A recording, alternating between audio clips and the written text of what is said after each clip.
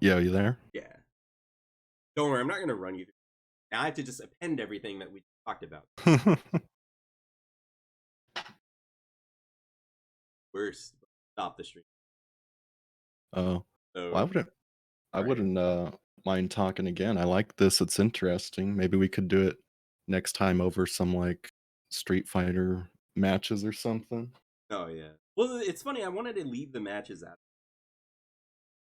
but the reason I want to leave it out of, I think the frustrating about uh big frustrating part about action games right now is that there are a lot of. Give me a second. Mhm. I can We can do a co-op stream playing River City bullshit. believe it or not. I kind of wanted to. That's why I asked you guys if you had Nintendo because I wanted Mm, to play the original Rivers and the one on the Switch. It's one of the only good ways you can. That mm, is by like down. Let's All right, Street Fighter One. I think the big problem now is you have what we talked about. And I fucked up by not advertising. You have developers that, in my opinion, can't really create a core idea that centralizes the action.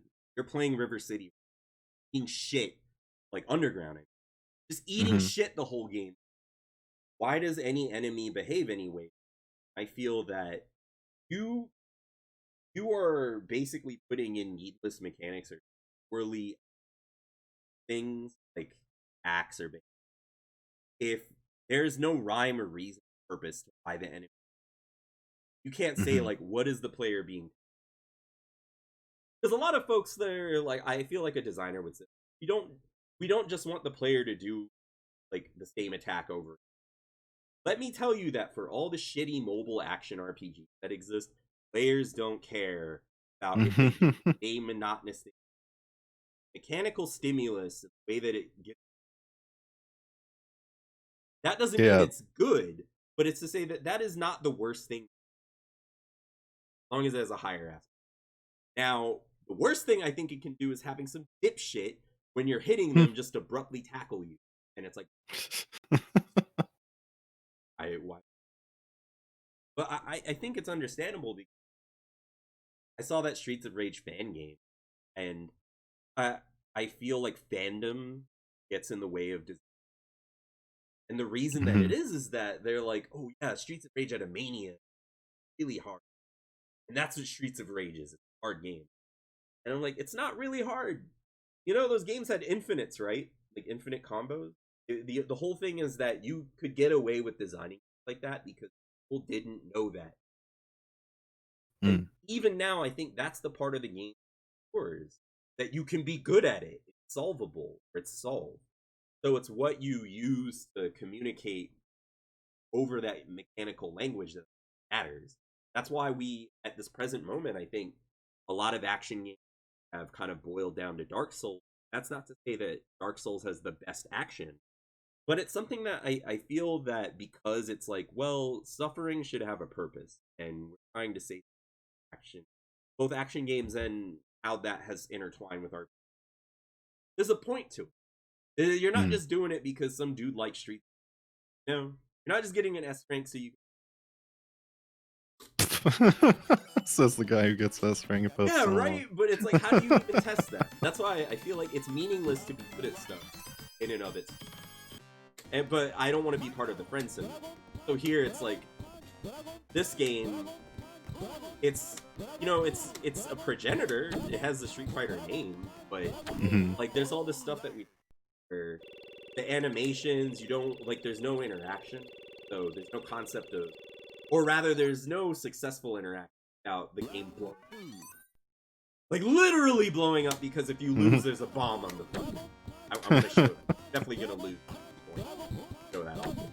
But it's like even the dragon punch that I just did, like there are times in this game where you can knock someone out, like you can drain all their HP, and they don't fall on the ground like that. They actually stand on their. So the whole thing wasn't figured. But you needed to start somewhere. And I think the most important thing is that this is why I think it was interesting for Shinji Mikami to be like, right, this is an indie game, or this is an indie style game. But he doesn't refer to some of the games that he makes as he actually used the term small project. So he distinguished between the purposes of like all development, all sort of approach, small team, marketing, and indie. And he definitely didn't like indie was something that did get marketed. Like he was at Capcom saying like, yeah, we had an indie spirit for Resident Evil. So with Street Fighter 1, I think the fact that you can look at it and no one went like we can laugh at stuff in these games. I wanted to say that was on the fun. I think there's a difference between cynicism and comedy. What does this mean? Like I can't even see the power. Why? Why did he break 3 instead of 0? Like what is the good time? Oh, I don't understand this game. Like Street Fighter 2 very clearly is both games because this fucking guy that made Street Fighter 2 said that he wanted to make people without game existing, but everything he did was an escalation of something. Okay, baby. Look at this guy. Look at that. How did he get out? He just warped through my body. He used his teleport move, bro. Bro, didn't you know? Like, actually, it's funny. Martial arts anime or whatever is just. I kind of want to get to that. It's show you the actual sequel to this game from the guy that made it. I want to end the stream on that. But like I'm showing off this, and it's like there's all sorts of stuff to unpack here. Look at this. I hate how abridged it is. Wish I had my fun. Like, it's just this idea that for most, if you presented this game out of context to a designer and you told them make a sequel, I think it is exceptionally fun that someone went, oh yeah, single player, sure. But the way that they were playing it in arcades in America was versus mode, and it was just Ryu versus Ken. And I'm like, what are those matches like? I've never seen a competitive match of Street Fighter 1 in my life. Probably be a shit show, I'd imagine. Yeah, but it would be the greatest shit. Like, they didn't put net play, like I'm playing Street Fighter 30 Anniversary Edition. They didn't put net play in this game. So it's like, they were like, we need to capture the prestige of, like, the competitive scene. Like, fuck California. Both of us would know more about this. But I'm like, I don't care about some dude that played in a comic shop or whatever. I'm not saying they weren't good at the game, but why should that dictate, like, what I get to experience with it? Because it's like, yes, Alex Valle is good at Street Fighter 2, but are you? Like, it's something where I feel that there's more purpose to it than, I guess, trying to have someone as a proxy. This is like the only good vote. And it's just breaking. Yeah, they're cute to see because they really only serve to get more points, which is laughable nowadays. Right. But then isn't that Streets of Rage's whole thing? Like, get points. Why? So you can have them. That game's purpose is to fucking survive. Yeah. That's it. And, like, one of the only times I'll get annoyed. Isn't that kind of interesting now, the shift for, like, wow, what am I trying to say? It's like the goal of games now is just to survive and beat it. It's no longer survive, beat it, and also thrive and get a good score. Like, we just threw that to the wayside, and now score is just meaningless in most games. Oh, right. And but the thing is, I think that because score is effectively, it's like, it becomes a little more pernicious because it's rooted in how these games, and someone else has said this, but I had a friend point it out about Mario before the person ever told me about it. I kind of want to, I'm not going to tell you where, but you put a quarter in the fucking arcade machine, and then all points are is just microcurrency.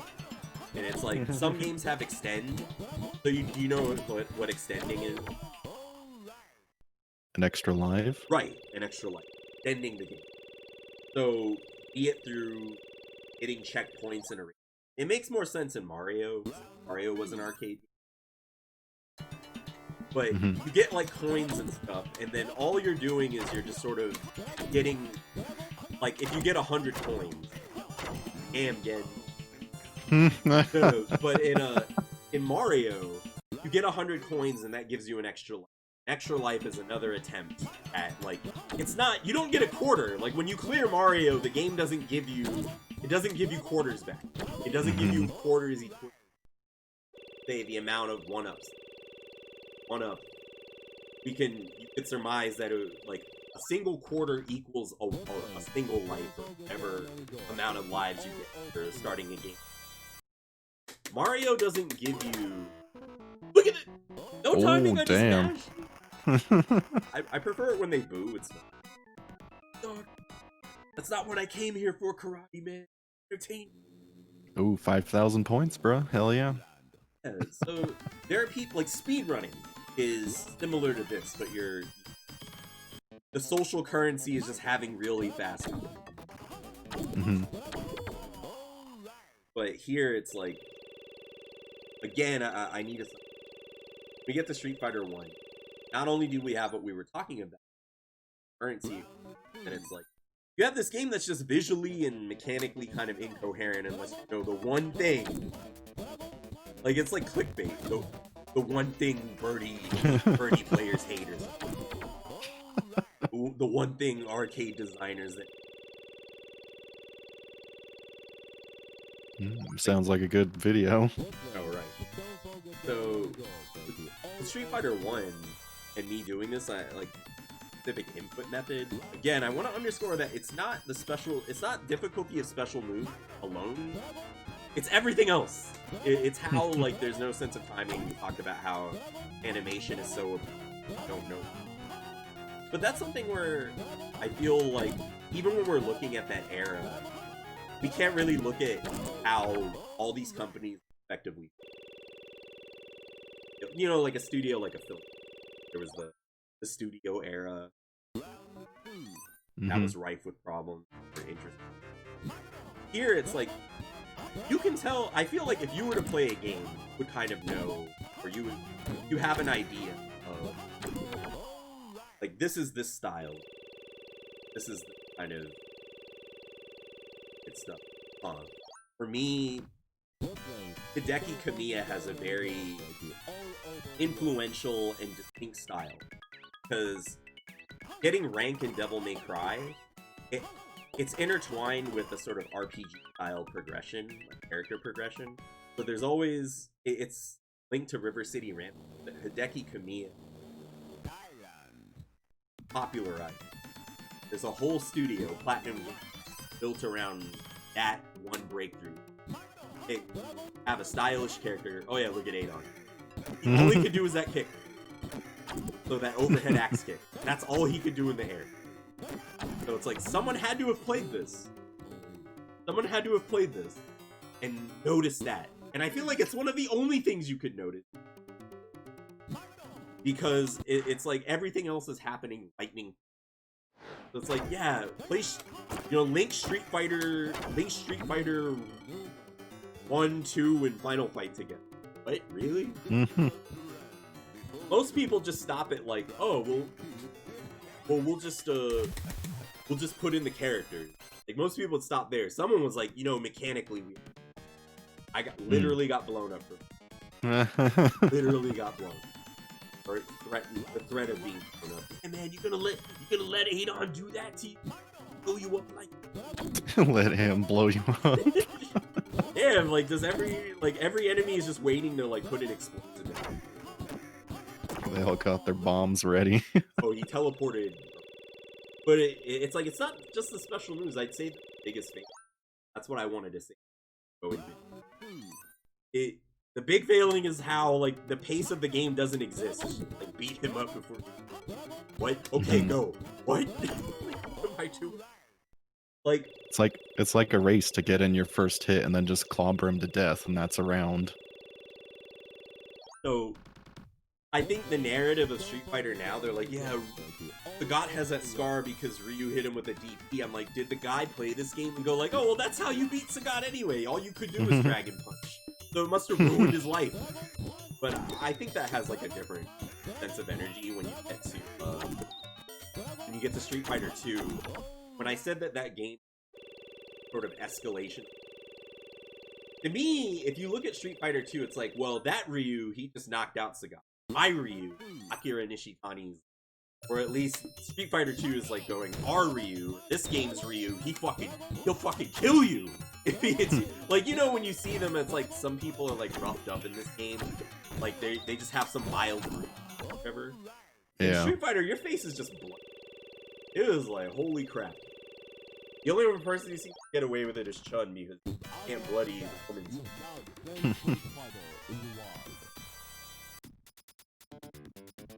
Street Fighter 2, though, it has to look at this game, and there's a game between Street Fighter 2 and Street Fighter 1, and that's Final Fight. And I think this is a better jump, I would say, because the major thing is that when you get here, you have hit stop, and it's like it didn't come from this game. Hit stop comes from Final Fight, like when you hit somebody and they just like that. So when you hit something, there's a pause. Hit pause, hit stop, all that. Hit stun, block stun.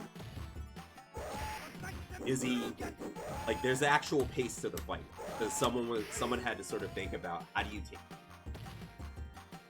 And then every fighter here, actually, mechanically, they represent S. Usually stop them from jumping in. But there are exceptions. Dhalsim, he does jump, but he jumps defensively. You have to figure out how to have offense.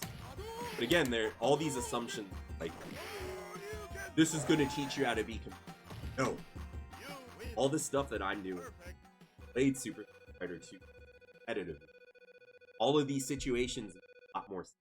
When I was a kid, it was like I can't really recreate it honestly.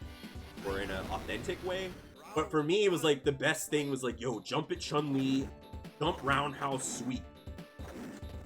And then it's just like I feel like a lot of people, when they lose to Chun, the big thing is that, oh, you beat my sweep, because what I did there is the combo, but the effective thing to do against Chun is just to get her to jump at you.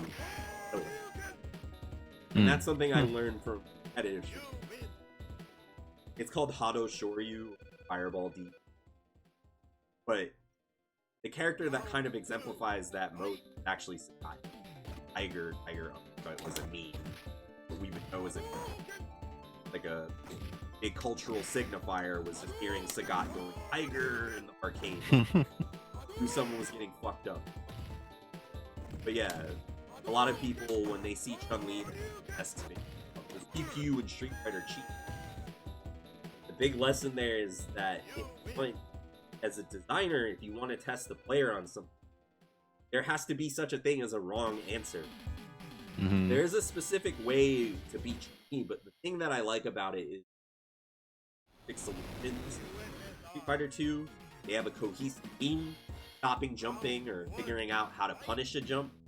And then the fact that like the game doesn't change up the timing of it. It's just like, yeah, that's what you do. If you know how to do it, like I got it perfect and I was talking to you. So it is possible to be good at Street Fighter. And the thing is that if you put it on the hardest difficulty, enemy behavior is mostly the same, you just take more damage. So it's like, and that the way that kind of works is it's very faithful to the arcade, where it's something where the behavior of the game stays the same, but then the operator can be like, oh, well, I want to make money, so I want to make sure these people die as quickly as possible. And that was kind of the undoing of arcades. Like, I know I had mentioned I had my mic off. The arcade itself is what spelled the Duke fighting game.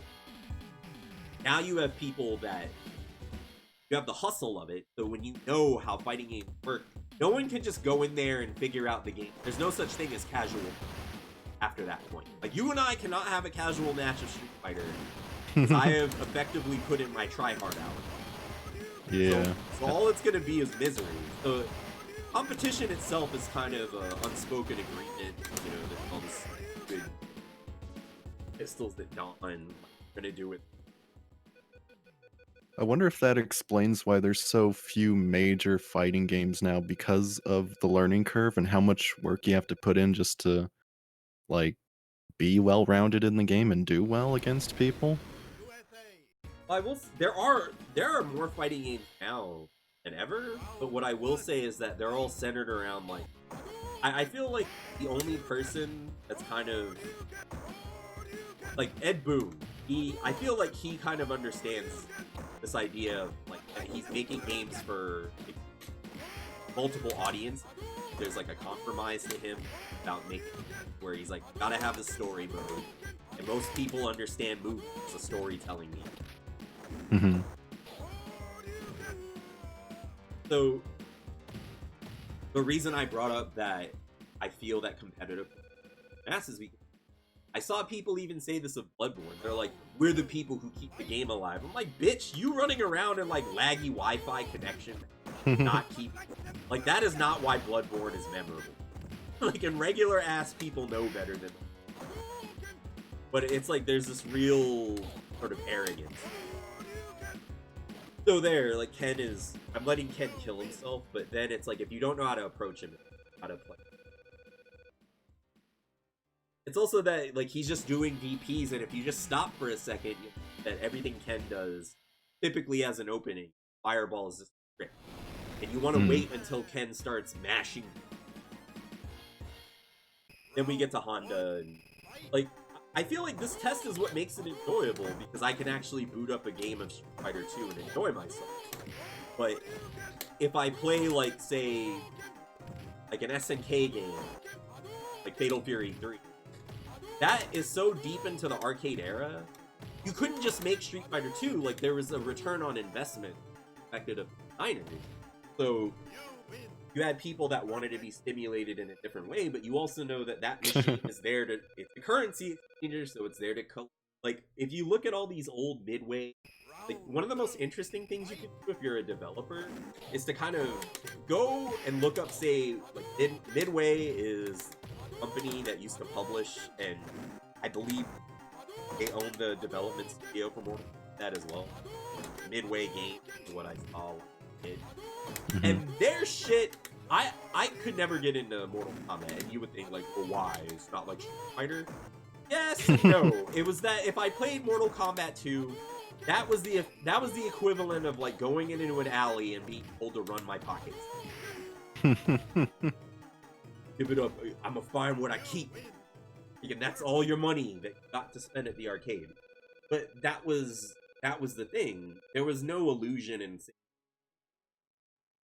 especially too, of you walking away with an entire game for the cost of it. And the same kind of held true for like there are ways to win these single player games, but it becomes so esoteric or so obtuse if you didn't even know what the central of this game was, and then how all those games are changing in reaction to the time. Like, it is a habit for people in America because, you know, Street Fighter 2 was the big fighting game. It was a habit for us to codify or understand everything being like Fighter 2 and stuff. Topic. Styles defending. With punish manipulation. So whenever people are that's the point, that you can not whether it cheat, it's whether you can use that to your advantage. And get to games that don't have this anymore. Why is Street Fighter 2 World Warrior Championship Edition? Why is this the best that I can, like, if I want to enjoy myself? Why is it that I have to play this game from like 1990? Like, what is it that I feel like when I get to a fighting game now, you can see that there's a split. Like, that's why Dark Souls is a type of game, and Bloodborne. Those are all action RPGs. They're still action games. I said that beat 'em ups, action games, that nature. are effectively linked to the style of game. What I think really kills fighting games, you said it in your well, it's that you don't get this anymore. Someone is determined that like, oh well, I have to teach you the game. So when I have an arcade mode, it's just there to have the computer be effectively smart. And really, you lose a lot of the opportunity for design and ideas that would come from kind of embracing that this is a short form type of game. And it's like, I can't have that anymore. Because someone has just decided that, oh, for whatever reason, oh yeah, competition is. And I'm like, then why even try to have the single player? Why have the arcade mode if you don't know what you're there for? And I think that you're right in that, like fighting EX Layer, for instance, it has God blunt. Like this is actually one of the harder fights because that's invincible.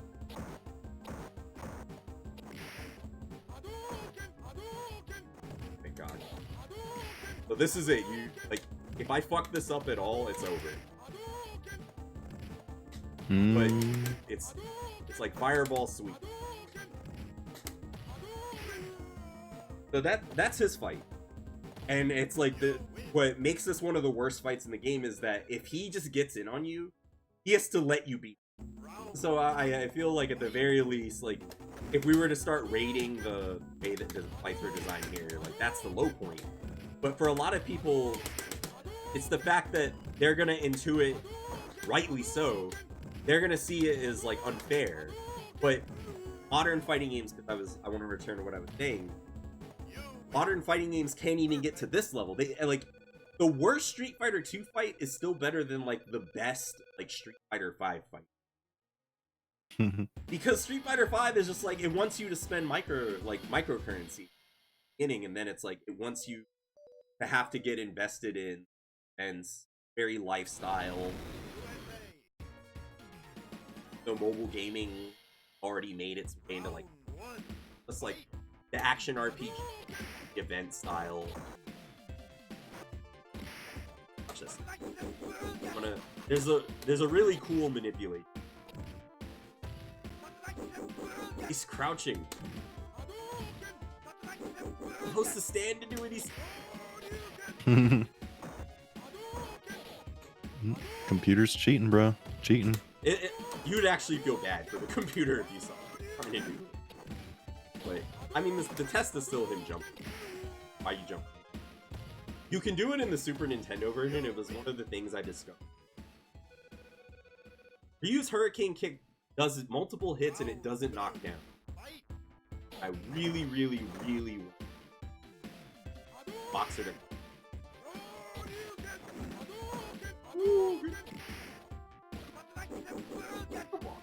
You know, I'm gonna boot up the Super Nintendo version.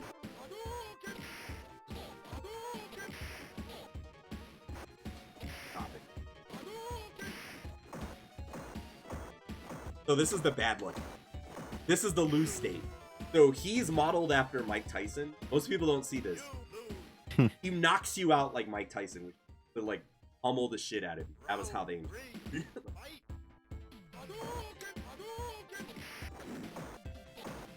Bad draw.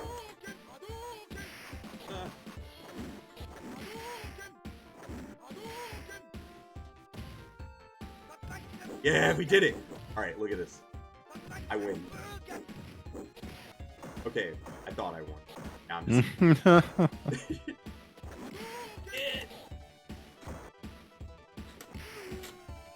That sucks.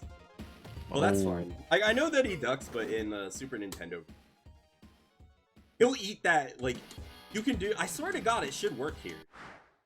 I'm not reason. So something that I can explain. Do you see how all these fighters are grayed out now? Mm-hmm. So I was explaining in this really lofty attempt to explain.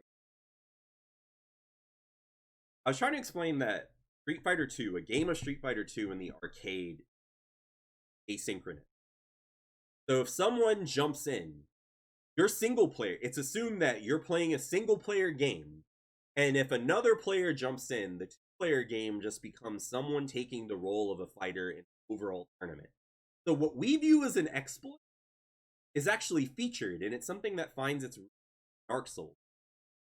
Asians, you have your game. Some guy interrupts it either to help you or to fight. Usually there's a context in Dark. But here, it has its roots here. And the thing is that if someone picks another fighter and you beat them, you will not encounter them in the single player mode. A lot of people view that as a cheat and exploit. Use it that way. But what made it cool in the arcade, if you were observant, is that it showed that the design of the game accounts for somebody taking the role of one of these other fighters. So instead of the computer using Guile, human using. So then you have this collaborative experience where you're playing your game, someone jumps in, inevitably all the fighters have been exhausted. What you have left is major challenge. Final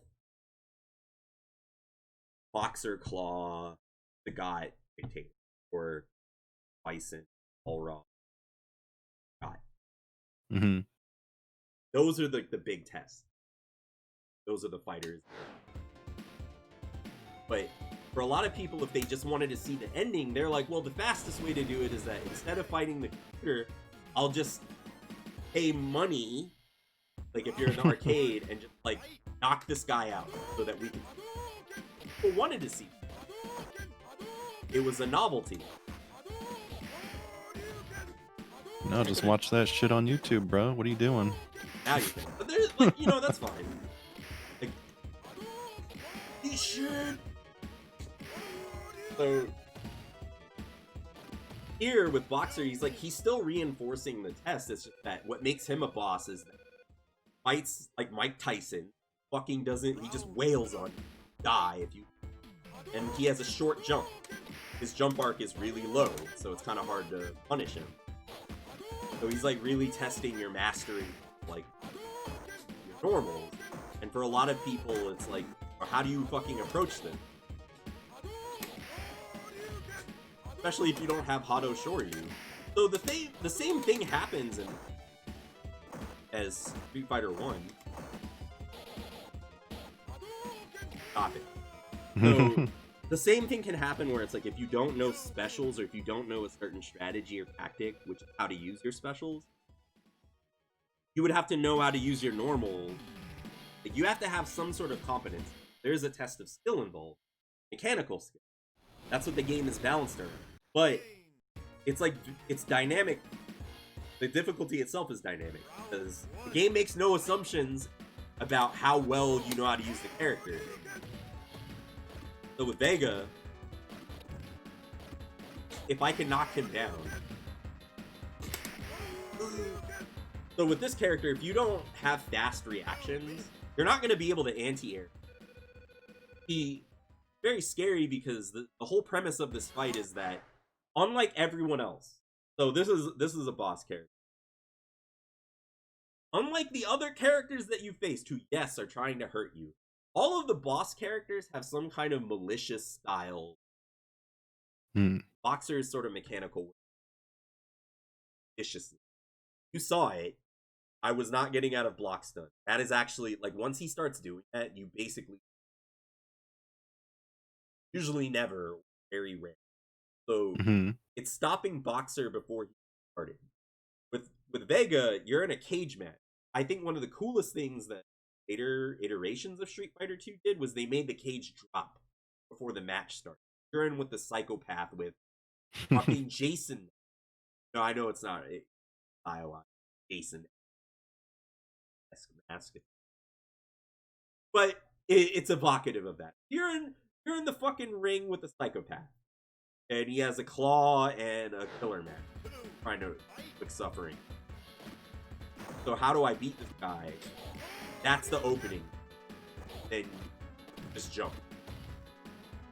Like that.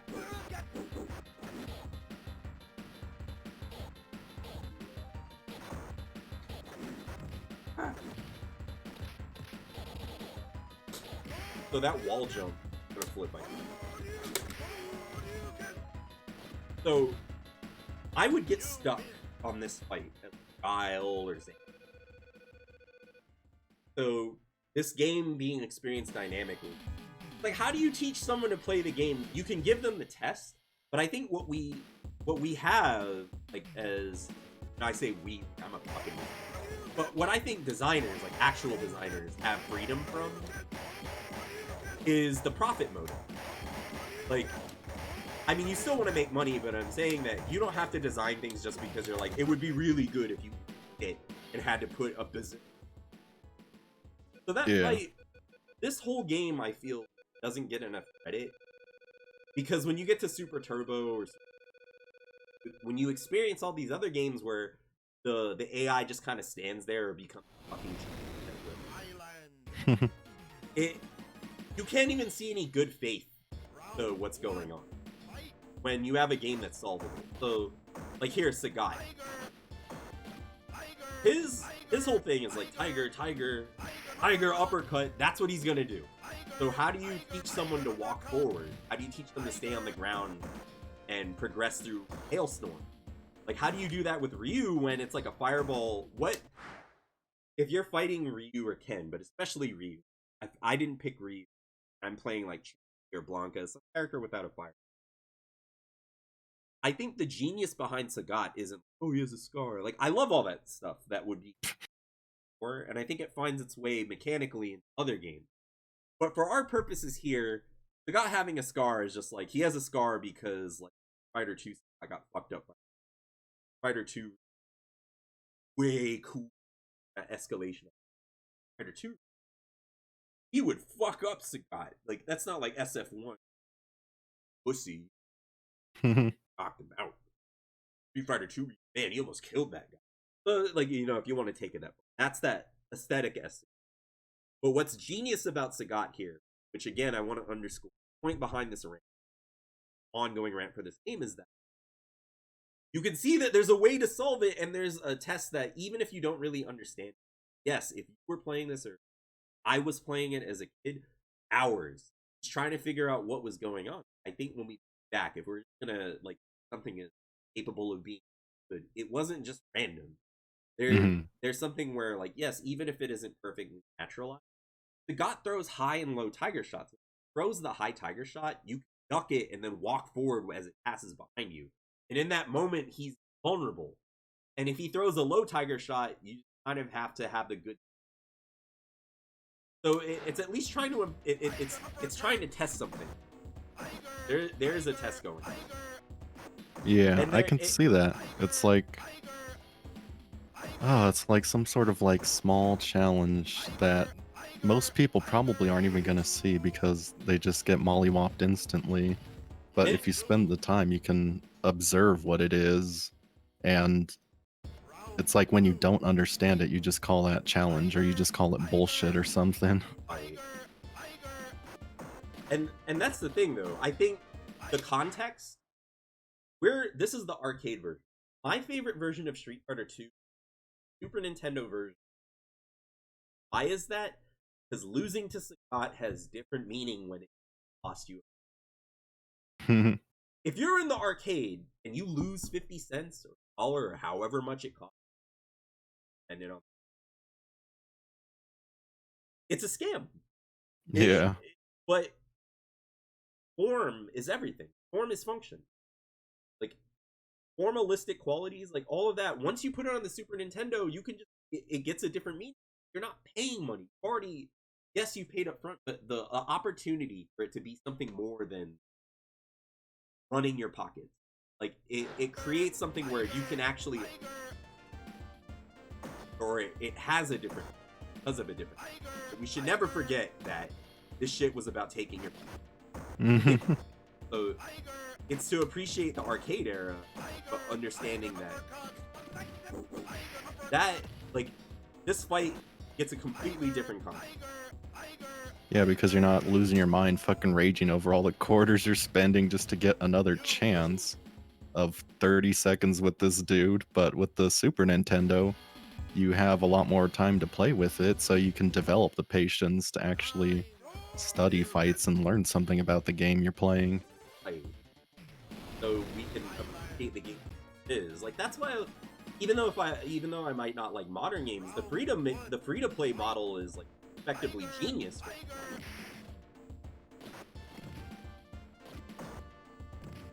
Man, how Yeah, did I just ever- imagine Dark Souls in an arcade, for fuck's sake. Imagine I played MK2. So getting him off rhythm, terrible. Like that's something where the fight works differently because I think they nerfed Sagat. They nerfed him in the. It's funny because I have like arcade playthroughs where I don't. And it's not the talking. I'm just like, man, I'm in Bloxton. I don't have the timing. But then it's like you playing with somebody who or if someone played this game and they had no idea what they're doing, it's like, how does this have any meaning? 'Cause I remember, I think Phobos told, and I wanted to see. Yeah. I played it like once, very briefly, when I was fucking with my Super Nintendo Mini. That one. Yeah, trick 'em. So with the Super Nintendo, like I don't think like if you were to go back, trying to make yourself a fucking oh yeah, it's like I'm in the past again. Like I don't think that's inherently pleasant or interesting. But at the very least, it's like it had more of a purpose than like getting your money. Oh, oh my god. I don't know if I'm gonna want it. I don't know if I mean, it's not impossible, but I'm like running into this thing where it's I know this fight in a certain way, and I know it on so many platforms, but there's something I'm not doing right. Or I know that I can trivialize this fight, but it has that quality where now it's just like, oh yeah, this is why it was. So again, teaching you not to jump is a thing, but then it's like you have to kind of have to still have something else, some other kind of game plan.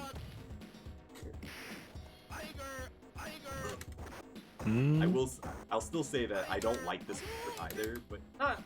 There's just something about it where I can tell that there's always been complaints about the time, like how the game fast, and I think that's probably involved right now, because I have plenty of play on other emulators, and there's just something is off about what I'm playing right now. Like he shouldn't be recovering as fast as he is. And it's not just because he's this. What is this, 30th anniversary? Yeah, and 30th is maligned for quality, city quality. And the funny thing is, like, I bet that there may not be a difference, but I know that, for instance, Super Turbo, it runs way too fast. And that just comes off as some Ace Ventura, like, laces out. But I'm like, you don't want to fucking play this if Sagat is like moving way too fast. That shit sucks. Which doesn't get good, bro. Wow. Were you just talking about like not jumping at him? Yes, but it only works if he's not throwing tiger shots super fast. Supposed to have time. This is something where I think I can skip this and show you. I have recordings on.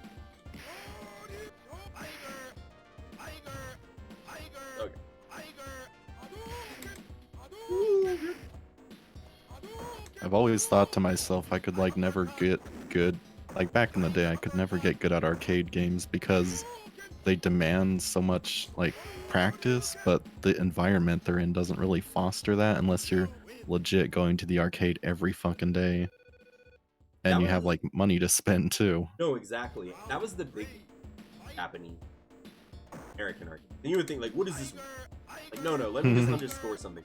We'll never have Japanese arcade. And those things are going away in Japan. Like, they're going the way of the dinosaur. So, but the big thing is that those are community space. But in America, they were purposed to collect money. So, just the way that games were designed.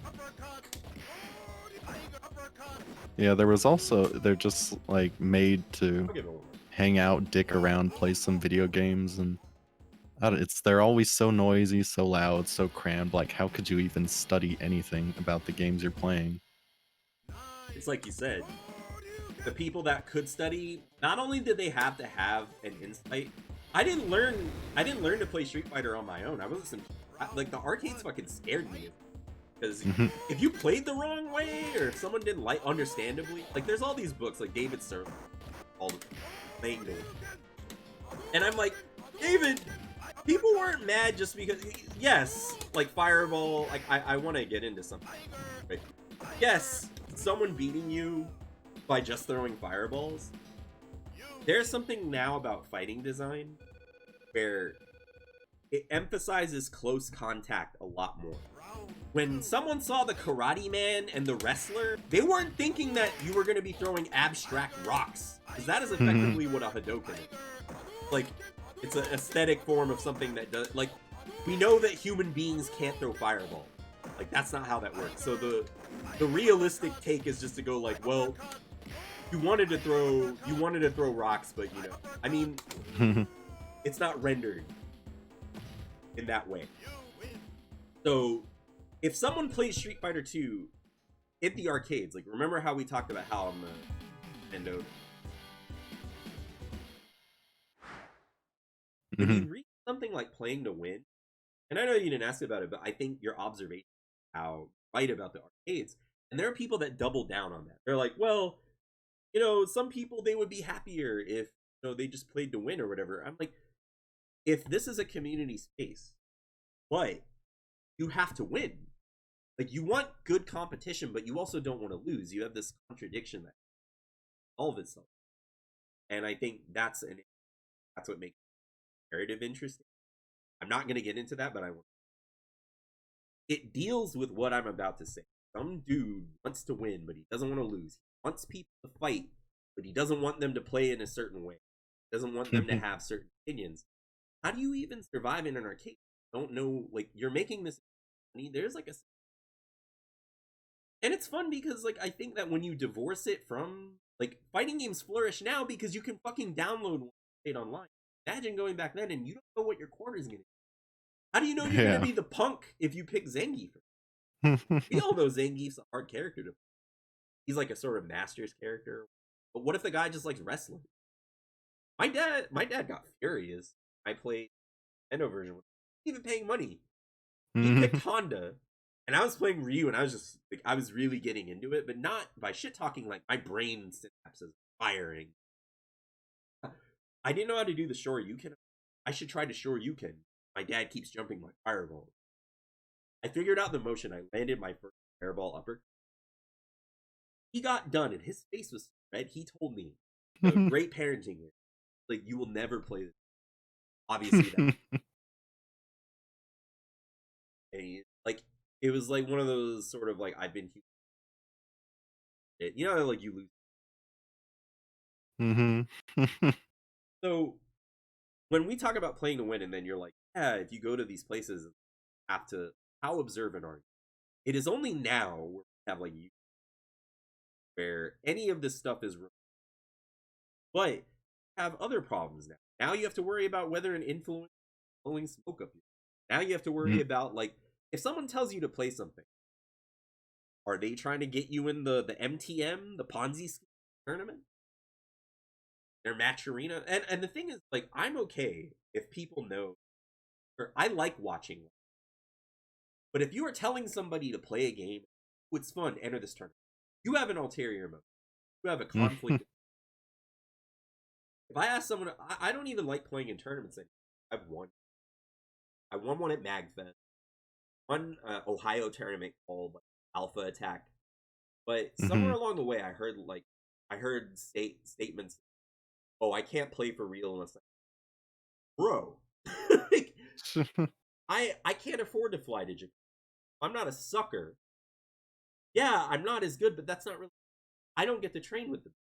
What am I really getting out of like playing the game? Other than, oh, I can get by who I want to beat, but I don't get to train or all of that goes back to what I'm saying, which is yeah, this environment, like both said, arcade itself really, in the long run, would destroy the efficacy not until you liberate transactional, paying Hmm. money per go, that any of this flourishes. But the funny thing is that somehow what remains, you're still gambling.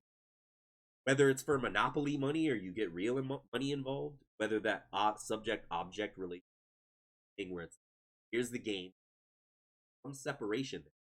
So breaking that, what I mean when I say subject object, I think it's useful to know what I'm about to say, which English should take it to the level instead of losing monopoly time or anything where it's just start betting money help Hmm. or like trying to compete. That relationship between the game separates you style or it it no longer is separate.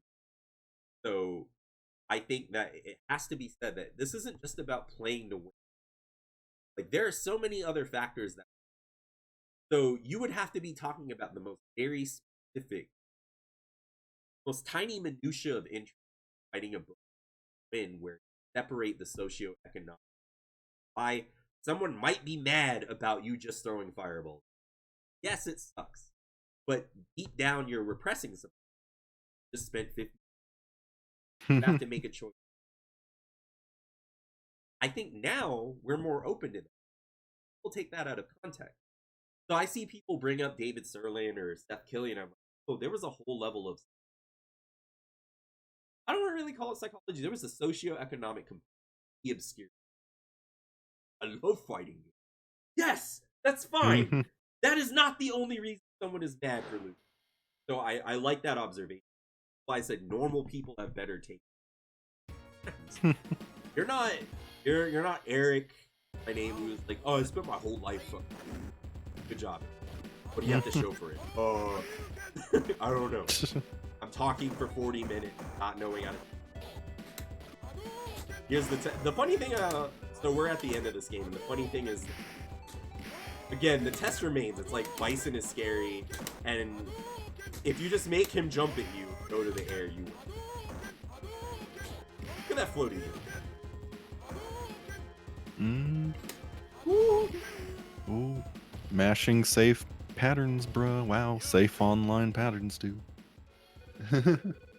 So here, the funny thing is that so I was talking all about that meta shit. I want to get one last thing about this game. You don't know that Dictator and Bison, Vega, you don't know that he's in the game. All you saw on the map were Mhm. the final boss of. So this game is kind of playing on the expectations at time. Like, oh yeah, Sagat, maybe if you're observing. If you don't know, then when you get to the titles, get to the verse. Yeah. Name is Sagat, might not have ever played. But then that's the escalation, because then it's like you're still in Thailand, and now you have to fight the. This is my final boss, like an asshole.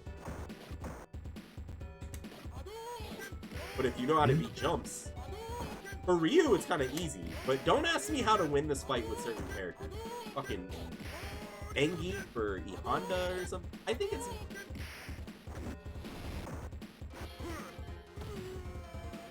Oh, Like nice. this fight is a very different matter. But it's funny because see how much easier. So I think when you get to championship, there was probably I think that game was Law or Mega. He was toned down a bit, like certain fights were. Zangief in this game kind of sucks as he actually he'll do a spitting pop. He'll do it barely here. I think championship. Way to go. And World Warrior for the Super Nintendo, it was based on. Well, this is rich to see the actual little fucking stand where they declare first, second, and third. Yeah. And then, As if somebody sanctioned all of this shit. no, right? That was the funny thing. So when we talk about comedy, like yes, I like talking about certain like diegesis or like what is it in the narrative, blah blah blah. But you can seriously laugh at something. I'm like, there was a tournament? Who was the ref? Like, where? Like, it's just like, yeah, you're like, they tell you, like, the venue is, you're in front of some guy's boat. What? Yeah, his name is, Ken Masters. Go to this location. This real? Yeah, shut the fuck up, go. See, it's funny. So we can laugh at this stuff. I just think that there's a difference between criticism and then just, like, material and actually fucking, like, whether intentional. Like, that stuff is funny. It's like, this shit is like, yo, wrestler beat up this car. Yeah, gotta do it. But what I will say is, like, that the car and the barrels and stuff, that was something that was there. It was there. You could probably surmise now, put the games next to each other. It was probably there because Fighter won. Never mind why it's there. And the thing is that while I think mechanically I really like Fighter 2, I began to understand why, like especially when I learned about how Japanese acted arcade. They really like Art of Fighting. Like, they loved Fatal Fury and Art of Fighting enough to want to cross over King of Fighting. So that meant that they didn't not give a shit about the story. So there is something about getting invested in your game efficacy, what you're saying, because you don't have to care about that. I think you can about it, but I think premise matters. That's where you see a lot of games don't like. That's why I think River City Ransom Underground, like, I look at it, I'm like, whack. Like, I really wasn't exaggerating when I said that it's about some, because it's just like when you pause and your characters that means no one's like, they're like, yeah, this is a super real online game. Like, did they say that? Did the devs intend that? I'm like, no, if you put that in there, then we can presume that every NPC by some unseen factor. So welcome to my online game where I thought I was making really like. So what I want to show you, all alive. Oh shit. So Street Fighter, so the big assumption people make is that I definitely like fighting games just to kind of understand. I wanted to see how does this work.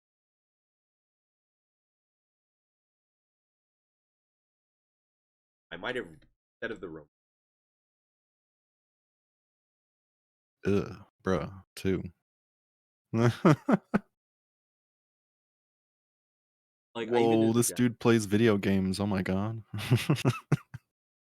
Like, yeah, I had all these examples right. What I do with. So, this is the guile point I was trying to make, and it's just like, if you don't make a video essay, it's like, good luck. Like, you could use your words and graphics and shit. You could actually like make cinematic language, but no, you're just gonna do this and like, yeah, normal people will get it, but no, this is the super. This is why when they say, like, look, Guile doesn't have to charge, he's cheating. Look at this! It's just like, I can beat Guile doing nothing but that. So, what I was responding to... Alright, so we're gonna go to Death.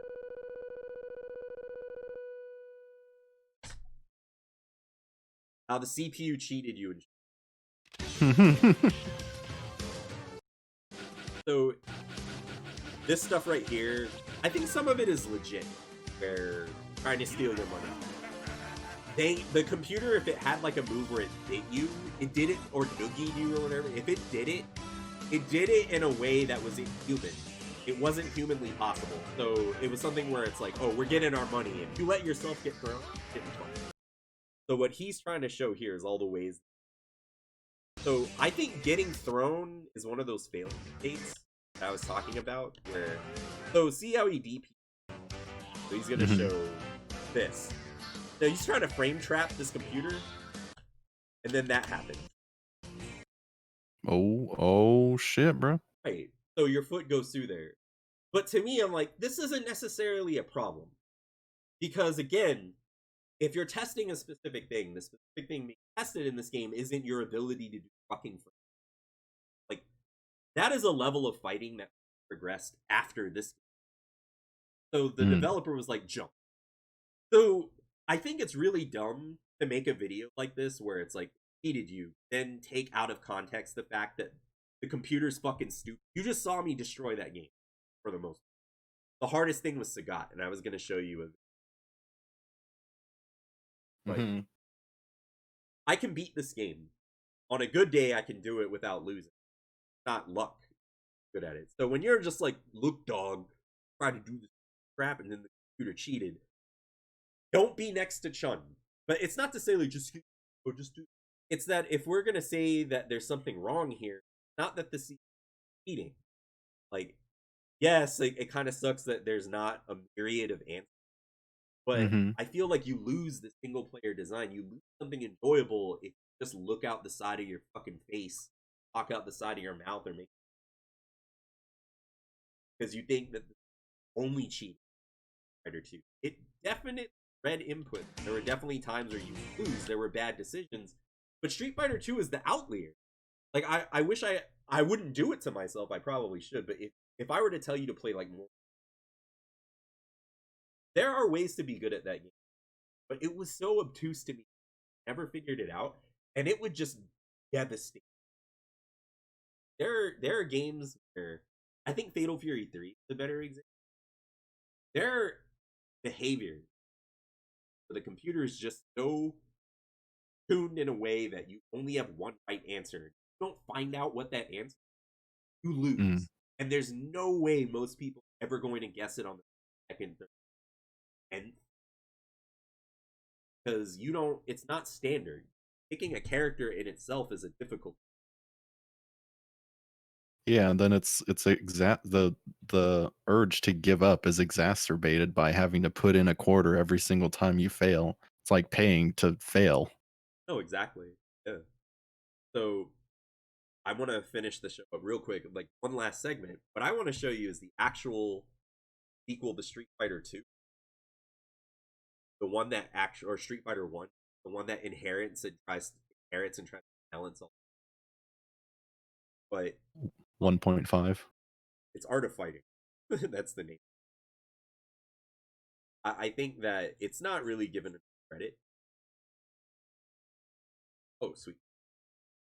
I I want to show you all the cool that I could, but thank God I recorded these. Like the CPU cheats. I'm like, yeah, sure. You know, that just jump. Let's go to that Chun-Li fight. The guy. Oh yeah, yeah. I'll show that. Guile can flash kick without charge. And then I just show you the video where you shit for it. Oh, yeah, check this out. Yeah, just keep doing that.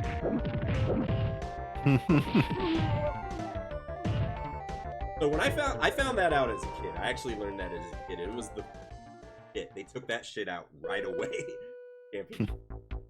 This game was cool.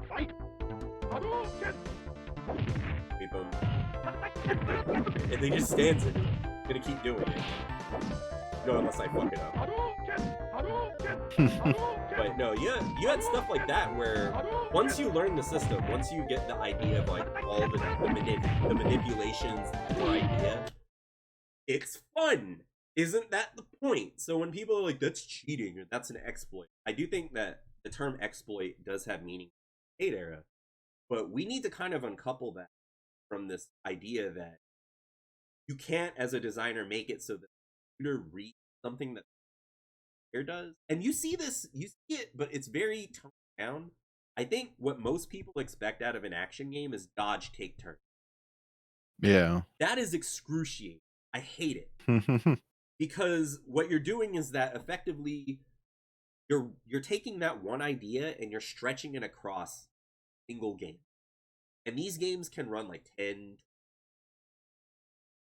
And I feel like what the manipulation does is it puts agency in the case of the hands. So with that being said, when you don't utilize that, if you're just like, oh, that's an exploit, what you can't do is you can't produce a game that's not better than a game that came from fucking 2005 or 1991. because you're Yeah. just like you're homogenous in terms of I guess the word exploit isn't really correct. It's more like reacting correctly to what the computer is doing. It's not so much exploiting it or manipulating it. You're just playing the game right, in a but sense. the specific action you're what I'm saying is because you're right. But what I mean is that a manipulation is not a being able to Yeah. manipulate the scene. Like if it's like this, like check this out. I stood under that. Mhm. And I was like, Sagat did that, but he's basically dead.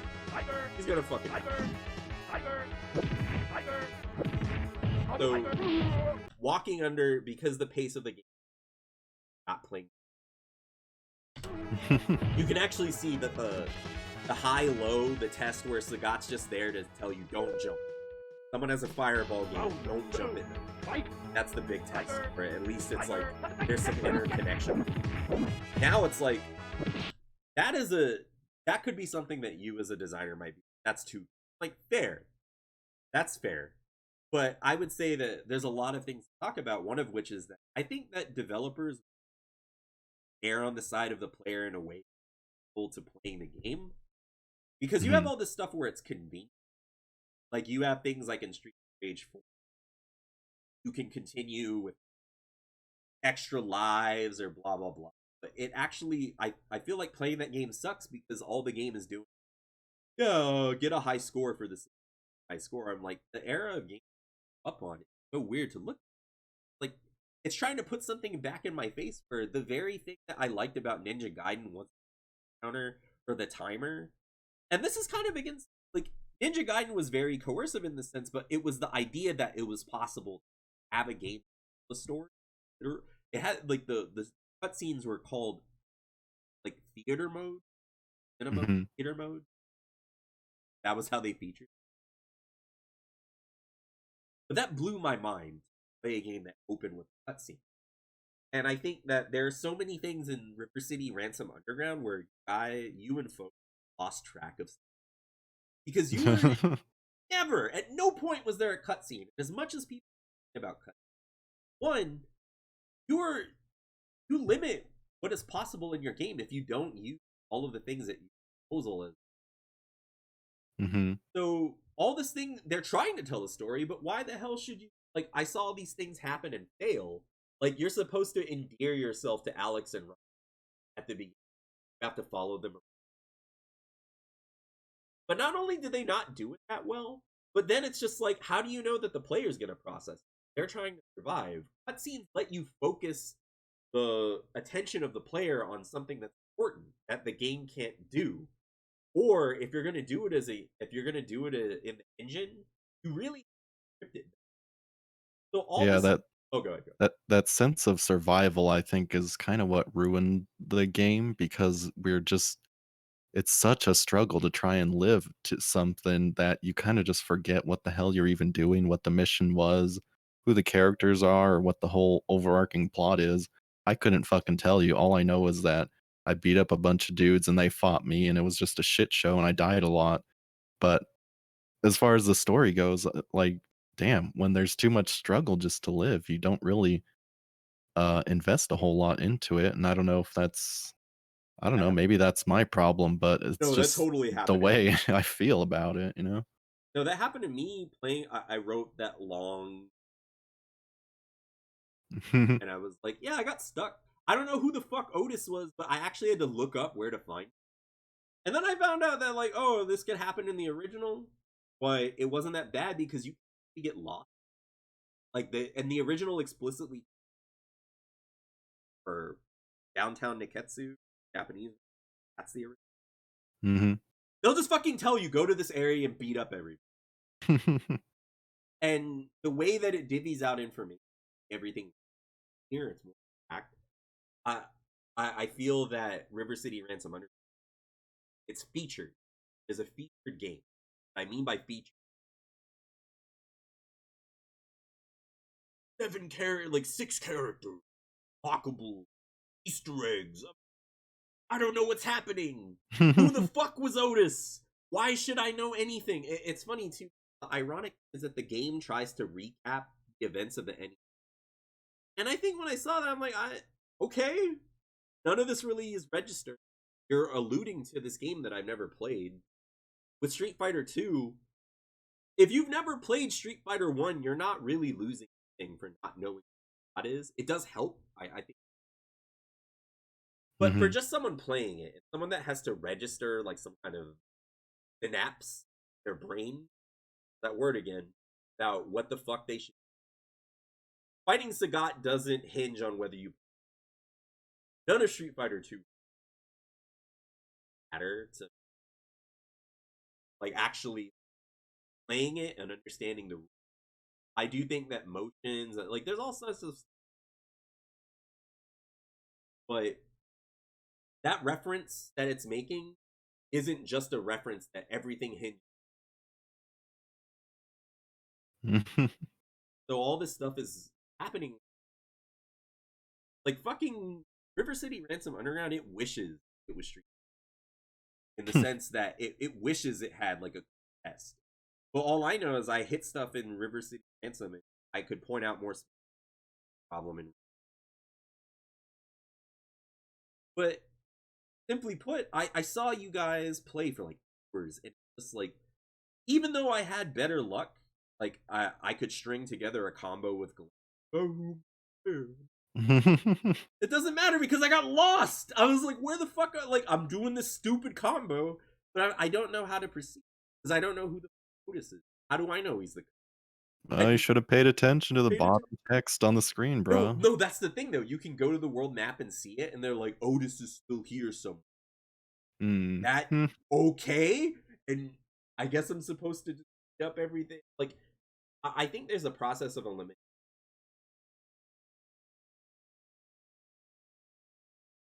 But why would I know to go to the foot? Like he said, he was still in the school. But the thing is that I thought they meant the literal building, not Mhm. the football arena. So it's like everything you're saying. And then the whole time I'm like, I'm the best case. Like I'm just slightly in lots of money. You guys are like dying, and guys are just like randomly running indie.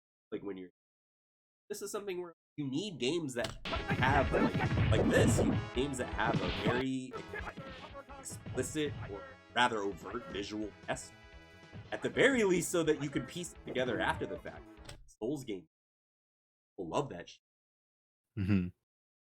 But what I'm gonna do is that I realizing now that I have, it's like I don't have to. I'm not doing. We're gonna keep. I own these videos. So if we go to Art of Fighting, and I weed, I am weed.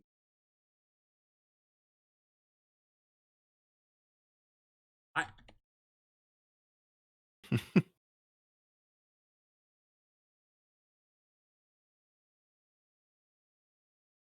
I was super weeb. Hell yeah. Can't even find my own video. All right, so this is the game that the man that created Fighter 2 made, or Street Fighter 1 moved company. So Capcom is notorious in this record having bad, like so Mm. many people that used to work at Capcom. So a lot of people accused Street Fighter 1 or they accused this game and many other games of being a ripoff of Street Fighter 2. Now I got my shit. But to do that,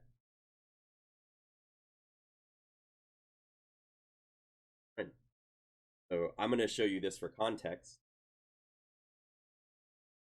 Yes, one of a recent long line of Street Fighter 2 clones, and this is the Super.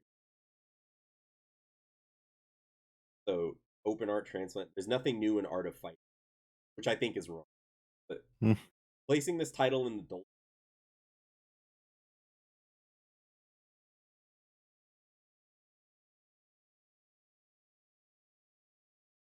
Well, oh, oh yeah, Street Fighter style. So if you round a fist that turn, I mean, you are literally, but So Death of Fighting Game. No, that is not the name of some. I just visited my local arcade. Usenet is one of the most fascinating and awesome. Like I used it to make. It's like the second Street Fighter in the last 2 time it is World Hero. The last one was some fighting game at in fact, most of the space occupied by Street Fighter 2. They just said clone. So this is just to sort of reinforce the point you were about the arc. Any of the types of games. And part of it is that when you're making these transactions, most people get it like, oh, you can't just be a developer and make a game that's a fighting game. And when it reaches America, see, this didn't really happen in Japan. Like you had, like there were different eras where fighters, so much so that people here they didn't realize they weren't able to see what they were getting was out of context. Like why does Street Fighter Alpha? And in a big way, when Street Fighter 3 and Street Fighter Alpha 3, so Street Fighter 3, what you know is 30, had 3. Street Fighter 3, and in Street Fighter Alpha 3, the Alpha series was developed in tandem with. And what those games were a reaction to were both things that were focus tested, like what wasn't loved about Street Fighter 2 is things like move spam, auto spam. But then remember how I said, like, you pick the wrestler, you pick the karate man, you expect them to fight up close. That shit doesn't happen because one dude has rocks in the form of Hadouken. Well, Street Fighter 3 was looking at Street Fighter 2, and it's, you want to be the antithesis. Partly because of the existence, like Virtua Fighter 2, or Tekken, or Fatal Fury Special, but mostly Virtua Fighter 2. Like, Virtua Fighter 2, never super popular. Not the way Street Fighter 2. But it was a novelty. But in Japan, where I would say that the difficulty differently, that you have limited space going to wasn't out of the ordinary. Like having a video game console. Look at how we talk about it here. Like a game like Art of Fighting is. Now, what is the point of me saying this? Let's having a microphone on. We're gonna end on this. If you were to look now that you've seen Street Fighter 1, for what brief glimmer of processing you can make for it has no. This is the game that guy made Fighter 2. Let's say it was released around 93.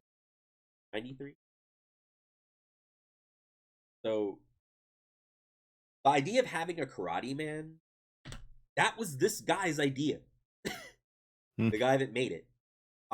Now, the problem with SNK games is I keep saying this guy. I know who directed Street Fighter 2. SNK had a policy where I would need to work a lot harder. I don't get fucking paid. Change.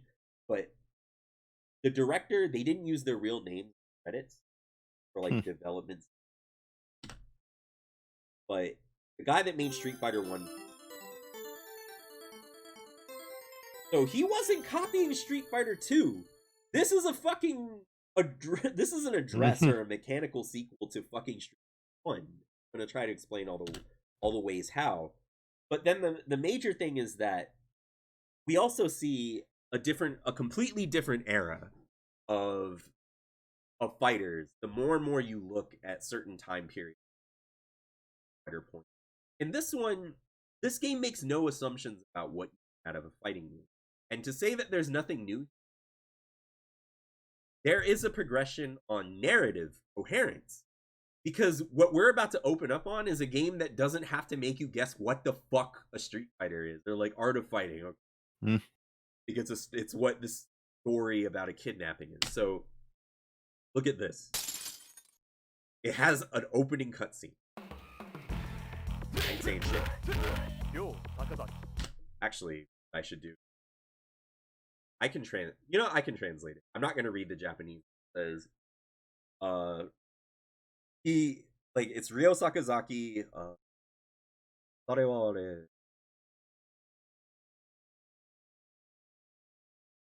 he's heading into Southtown. He's going into Southtown. He's Hmm. I read that like the context of that is actually it comes later. It's basically Southtown.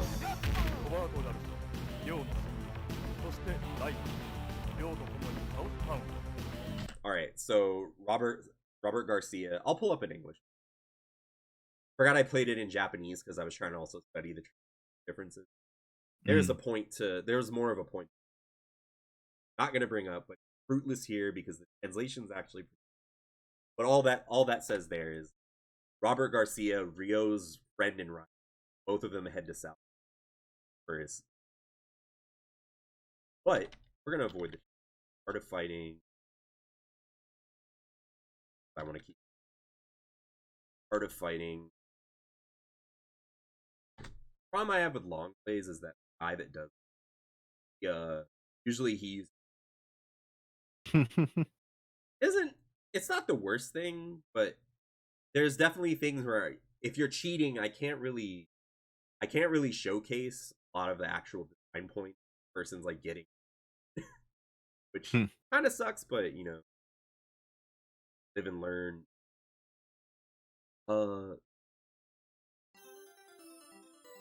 Get it. So the big thing is that in Street Fighter 2, all it opens up with is a cutscene of a black dude who's Mike from Street Fighter 1 if you're like a nerd. And Joe from it opens up with them fighting, but you have no idea, like you have to sort of guess at like what a Street Fighter is, how the logistics. So the big thing here is that someone saw that and it's like I can tell a coherent story.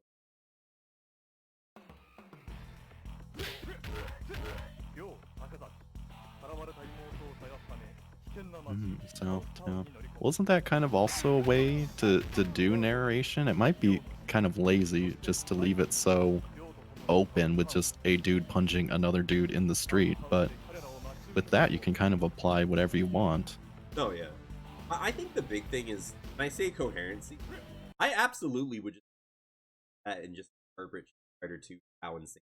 But the reason it's insane is just there's an official tournament, there's a prize, but apparently it's run by a dick. All these questions up, and it's not that you need plot to answer it, that narratively, like when I say coherent, it's just this idea that the premise here is like it escapes something that I would say is meant about Street. But the whole thing just ends up being like but there are other things, there's like a lot of working parts in there. But if I start telling you how it works, how it kind of sees itself as how I explain if a human plays a character, Fighter 2 will consider them as participating in the you have so many participants and that gets taken. So maybe coherency is the wrong word. There is definitely lost in time, artifact, loss of meaning when you're not there. We're not in arcades. You don't see. Why would I feel excited about fucking shit? And that's and that's not the thing where I look at it. And imagine the people like there's a whole podcast about making Fighter the movie, and the guy that made it, he was a talented director. I believe he directed Commando, one of the greatest hammy action movies of all time.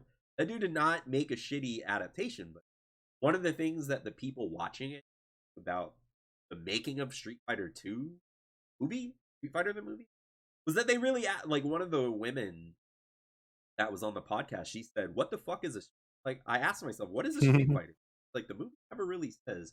And when I looked at the game, it's just kind of like, well, you can look at it by interpreting. I think you're right. You can just go like, well, these are underground fighters, and narrative of Street Fighter, it's like hyper capitalism. Like it is absolutely normal for one person to fight another, literally fight them, knock them unconscious, on like regular occurrence, but now both regular and underground. Like you see how you look at it, it's supposed to be an underground tournament, but like this idea just permeates. I don't want to get into it, like that would be getting up my own. Here it's just like dude's sister is kidnapped and he has to go find her. A little easier to process. Even if that's exposition, I think narratively this is different. and there's always a difference between exposition and narrative. Mhm. This game in Japanese is called Ryuko no Ken.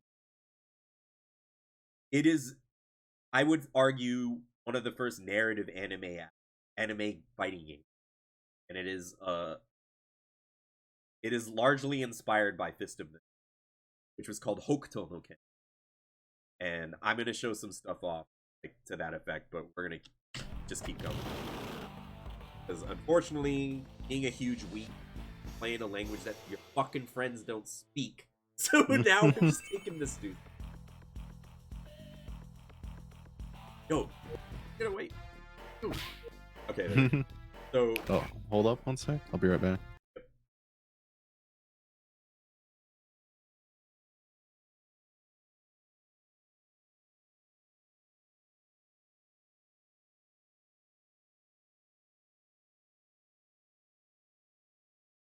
hour and a half.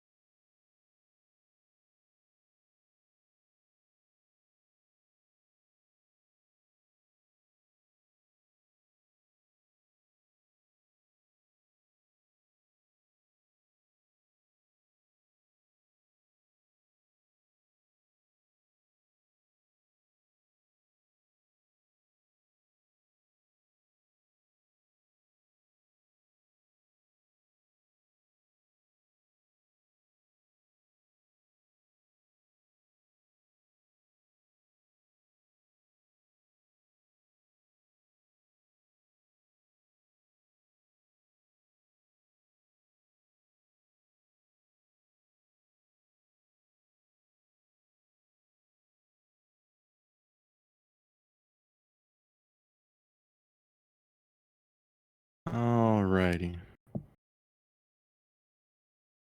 Hour and 27 minutes. Fucking. So the other thing here that SNK game had all, but it's not a move list, and there's something I need to say about the fact there isn't a move. It was that there was a contest for figuring out how to do special moves. I'll have to see. But the major thing is that they also, you could view that in a lot of ways in a world where Street Fighter 2, you know how I said that like picking certain characters, Right. what people would take for granted is that what this game does, I actually it for why as nice as like having multiple. The other thing I think would serve well for people that want games in the style of this, that why not copy this approach where you're just like, well, I don't want to make a full fighters. You have two protagonists, goddamn moves. I think Robert's slightly worse, but it's that this game kind of takes out the whole hang yourself, like not gonna be like, or rather, Wonka was probably a lot. There are good choices in Fighter 2, but it really takes out the idea. What if you pick the wrestler? Yeah, it cuts down on the amount of work you'd have to try and figure out. I could see that. That's for power. I guess it might be people's current expectations of just having the ability to play as every single character that appears in a fighting game when that wasn't always the case. And that's the whole feature. That's the problem where if you look at it and go like, why can't I play? Sagat becomes something different when you make them playable. And it's not a bad thing that you make them playable, but if you're just doing it for the sake of it, and you're also seeing designers that are like, well, fuck the context or any purpose by this character. Playing as Sagat, Boxer, Claw, Dictator, they're fucking boss characters. And I think that goes over people's heads. It's not that you're cheating, but it is something where it would stand to reason that there's, you know, it's probably not a mystery why those characters cause an exceptional competitive level. Because their normals are really good. They're purposefully designed to have very specific. Sometimes those weaknesses. But I feel like it's not merely the narrative whatever, it's that the point is that for a lot of people they just want like the whole cast. And there's no efficacy, no entertaining the idea. There are other concepts that now granted that there is fun, but for a designer it's like, well, what if I want you to experience this type of fight? So the whole reason that Zangief players get griefed, even though you can learn to play, you can obviously become skillful. But Zangief is the outlier. He is the exception in a game that is largely dominated, you know, most of its iterations. Fighter 2, the top tier, they're not like Ryu is good, Sagat is good, but the top tier does involve characters that don't have projectiles. Dhalsim is top tier in that game, and he has like the major thing is that if you take those characters and you put them in other games, and they come from like a very specific type of fight concept, there's only negate without changing them. And what a lot of players want, faithfulness. They want the character they remember, and that is the problem with being so willing to give in to wish fulfillment. That I think is a big problem, because there are characters that get in, and I'm like, what are they doing here? There's nothing interesting or exceptional in comparison to where they come from, and it's because in the ways that matter, they're not really translated in a way that means anything. They're not translated in a way that I think is good from a design standpoint. EJ is a character. Let's just hurry up with it. I'll use that. What I'm saying now, I'll just read that as like putting a boat. Yeah,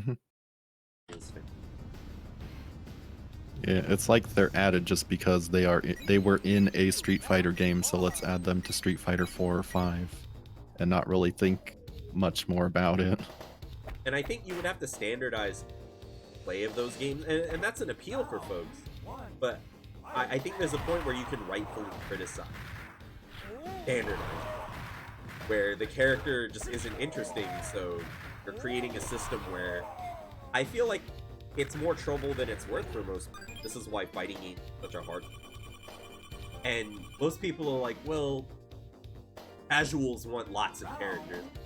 AB, but you don't really know what casuals are. Like, I don't think casuals are really playing fighting games.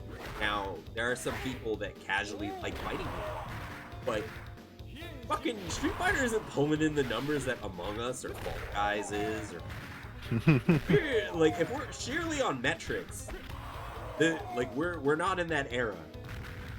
Fighting games are not dominant genre, and I'm not pining for them.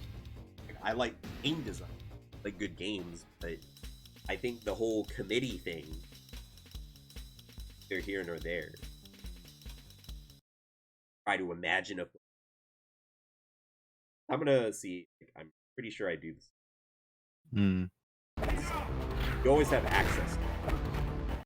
There's a big super move that I want to show you, and then I need to do something that's gonna get me by the deal. I hate it, but I'm gonna claim fair use, hopefully. So this game has like a lot of fidelity. It was weird saying this game doesn't do anything new. I'm like, but it has all this new type of animation. But I get that for a lot of players, like how it plays matters. And what I want to say is that look at the. So when I said that this is a Street Fighter 1 in terms of mechanics, look at the spirit bar for it. For a lot of people, they think that, oh, well, this is like Street Fighter 2 where you could spam moves. I'm like, yeah, but those are balanced. So you would have to look at Street Fighter 1 and realize that if all like if you could just throw the maximum power Pokken in this, you would end up having Street Fighter 1. You have a game that kind of has sketchy hit stop. Like hit stop exists in this game in a better way, in an actual way than in Street Fighter 1. But the special moves largely work the same way Street Fighter 1 did, but this game is balanced in this that you have to choose spots on how you utilize it. Otherwise, you have to recover from energy. The way that special moves work in this game, like someone looked at Street Fighter 1 and went, how do I make this better? And the irony is that special moves are fucking hard to do in this game still. So even though this game is like a more balanced version of Street Fighter 1, and in a lot of ways I think it's kind of negligible how it improves on it, because the core problems still kind of remain. You can't look at, to me, if you look at Street Fighter 2 and then look at this game, that is a problem with knowing that we kind of have a super. This is the arcade that we're talking about. How it has limited skill, like game. No one's fucking thinking of Street Fighter 1. You can't even put these games side by side because everything is so ephemeral about that. Like, even more so in this day and age, stuff's on YouTube. Repliers make. Yeah, now I'm gonna delete. Like it never existed. Who's gonna look back in the gonna look back in time and look at my dumbass? So, question.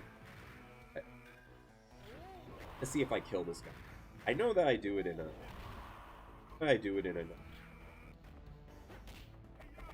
playthrough. I had to see it actually. I just try to. So we've seen Mac. It's in one of these first two fights where I go off. Where there's like the way that this game works is like karate magic. It's like, yo, what if Fist of the North Star but karate instead of kung fu? And a lot of that's not going to translate for a lot of they ain't a lot of it. But no, so the big contest was to figure out the move. I think I'm going to try to use like this. So most people know this is the Ryuko Ranbu or whatever. So what's funny is that in later games, if you do that move, this character, Ryo, he's like, oh no. So now I have to, God.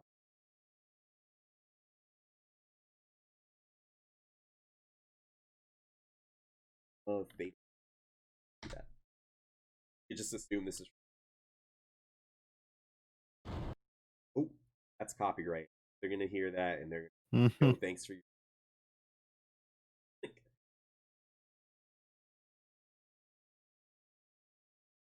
That thing is that the Fatal KO means copyright.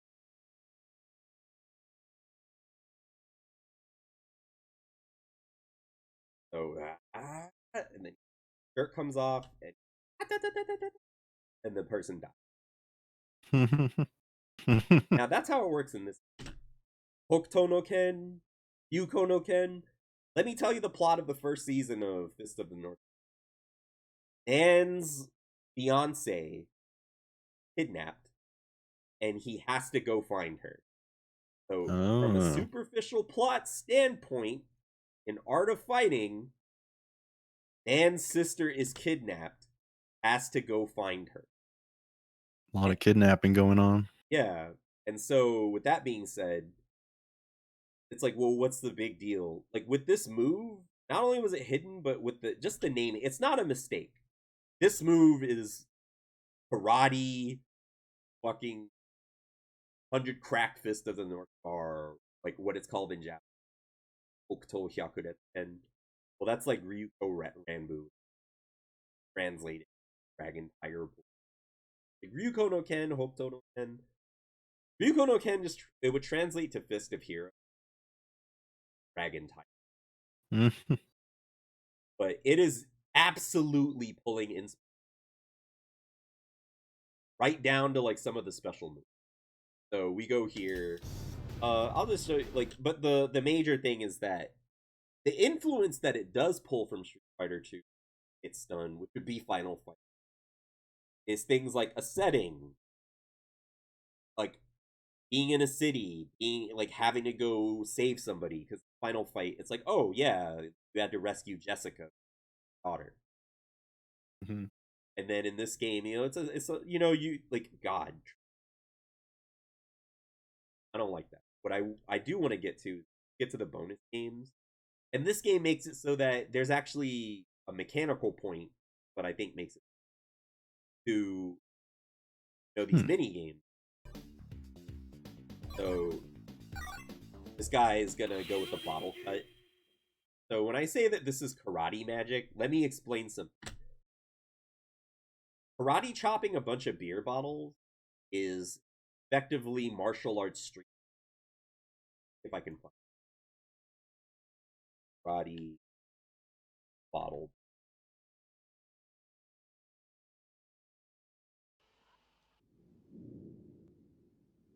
And it's like, yo, karate people are well trained. They're His fucking... hands, strengthened and steeled through severe practice, can cut as a sharp-edged knife.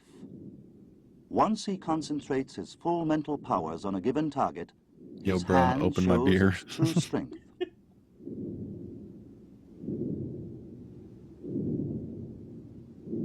Gotta line that shot up perfectly. Oh, fuck, bro.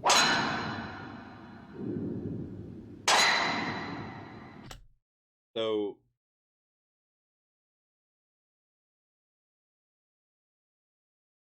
now, like, oh yeah, his hands sharp. All right.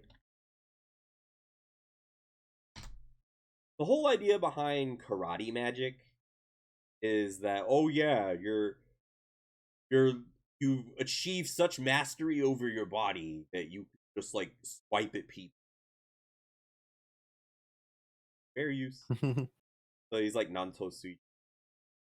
But basically it's like it's the same principle as bottle cutting. Like, oh yeah, humans have attained such mastery that like he could swipe his hands and it's like he's cutting you. That's how he's so strong he cuts you. I think it's better if you see.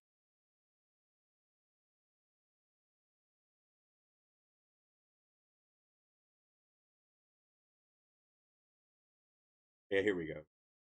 So like, look at that, he's so strong, he's kung fu magic. The same principle. So like the bottle cut, it's not that it's specifically a reference to this, it's that the idea of martial arts is like having like mystic properties like that. Cutting a bottle really illegally. You know, like it's like bottle bust science. Like what happens is that with what they're doing, the secret behind this is that you prep the bottle. So it's absolutely magic. The way that it's done is that you still need strength to like chop at the bottle, but what they do is that they tie, I believe it's like rope that's soaked in like kerosene, the whole thing. They tie it around the neck of the bottle and they light it on fire. And what it does that it preps the bottle to break at that specific point. But what you're supposed to believe, this shit. This dude is so strong. He's so strong. He's cutting show like that. So you could see that like it's just karate. It's karate fist of the North Star. That's as you get to this mini game, like the same shit. So training, it's like this is not training in actual karate. That's what the fantasy is in Art of Fighting. So the fantasy is that, oh yeah, you just happen to practice chopping bottlenecks. I'm like, what happens if you mess up? You can actually mess up in that mini game, not get any. The cool thing is that it's that fantasy and yeah, street performance. And where did we see that? Street Fighter 1, where it's like, oh yeah, karate chop this fucking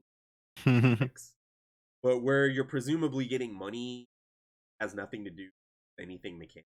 Here it's like, yeah, if you don't fucking break that ice and cut those bottles, you're not getting a longer life. There's some mechanic. Like whoever it was, the game, let's just go with the game. The game clearly sees doing those mini games as being more to it than just, so there is some kind of like, what's in it for me. But because it's in an arcade, you can also just think of it as lost money on. Definitely. Like one of the tests, like that one is timing. Like the bottle cut, you just have to press the button. But the meter gets faster as you can do it again, but it gets harder to do. And one of the tests is you have to smash ice. So with that, you have to actually mash and maintain that mash until like get to the, it's like test your might. Do you know what that is in Mortal?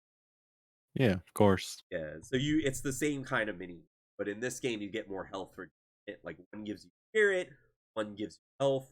Why does karate street magic do that? I don't fucking know. You would think that you would just practice karate, but there's only one mini game that you do that gives you special. And it's not even the special move you want to do. You actually have the better special move in the Ryuko Ranmu, that Fist of the North Star ass move. I mean, look at that. Like that's Fist of the North. So there's a lot of it, but there's like the really big one. Fuck them up. I'll go it. So the guy that saw it, he didn't see Street Fighter 1. I said there's multiple ways of interpreting, and he saw it more like Final Fight. Like, I want to tell a story. I want you to go on this journey, and I want there to be karate magic, and I want there to be drama, and I'm going to focus on this. Fighter 2 is like, I want to make a competitive, and we'll tell a story because Street Fighter 1 told. But all those ideas are like, I'll just skip through now. Like here, did the thing. Yep, there it is. So King, like androgynous fighter. If you finish her with a special move, now you know it's a woman. So in Fist of North Star, Ray.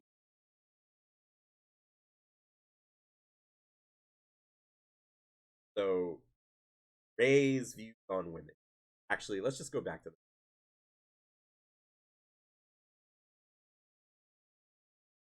So he has a special KO where if he does, it references something in the end. Look at that. Joe! Close come on. So that's where that comes from. It's like, oh, why does King, become the fairer sex? And the thing that gets lost in translation is that in Japanese, when you beat King and you blow her clothes off, if you don't basically term emasculate, I guess it would be. If you don't hypergenderize her, she doesn't her style of speech or proud. If you knock her out this way, she becomes extremely humble. So, like again, put her in her place. Where does that come from? Oh, look, there. It comes from that to the north. So this game is absolutely inspired by. I'm also glossing over the fact that the way that it works mechanically, you have taunting, and I'll get into that. But most of the tests in this are stopping a person from jumping in. Sound familiar? So when you get to this game, not only is it relying on game, but then it's like all these cultural signifiers that are in it. I don't think most Americans know about this thing I ever saw. And a lot of the stuff this game is wow, this person's actually manually pressed. A lot of the stuff it references come from had no ability to watch. As I would have lived it. So Art of Fighting, it's like Street Fighter 2 clone. I'm like, no. That was the limit of our game. That is the problem with you're not really getting at like stuff, and you're not talking about whether it successfully translates a lot of that. And I think that Art of Fighting is kind of rough around the edges, but then it's like I think what makes it memorable is even though clearly it's like the setting change and all that, the premise, like you run into all these. I think what you get is a decent. Like it is possible to be good at this game, albeit in a much more frustrating way, because I think Street Fighter 2 is a better game mechanically. But I'm gonna leave some of that. I'll just finish it with even the last boss. How do you beat? Go to my video. I lose them. Like in the third round. So you see what I'm doing? I saw this one guy that was just absolutely struggling with. Much like my playthrough versus Sagat, I actually think the hardest enemy in the Mr. Big. But with Mr. Karate, crouch, and then you do that anti-air him, and then you throw a fireball at him. Hope that kind of stay ahead on, which you usually do. So I don't know if I. Oh yeah, he jumped. I got lucky anyway. So as long as you keep doing that, and his brain is enemy AI, like that is the right decision. And then there's like some risk or tension. Well, what if he blocks, and what if he hits? There's other ways to beat him, but the major test is just getting this dipshit to jump I like his nose. or an attack. So last Fist of the North. I know that I do a new. Yeah, that's the fun. I don't know if I can find it. So he's trying to do this move. Attack is what it's on.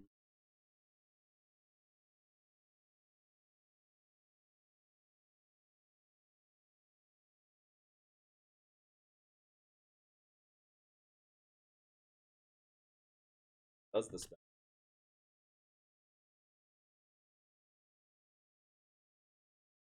They have to go to.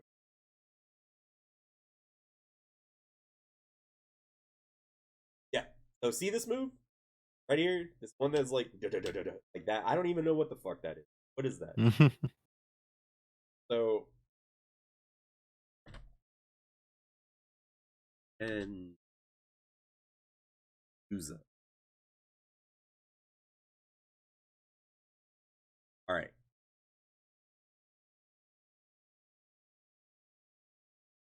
So we're gonna mute this. Where does that attack come from? You know, everyone's always talking about anime references. What about the anime references that no one gives a shit about because fucking reference? It's not like I'm just references in and of them. But look at that. Look familiar. What does that look like? Look at that. Look at that. What is that? Oh, pwned. Damn. That. What we just.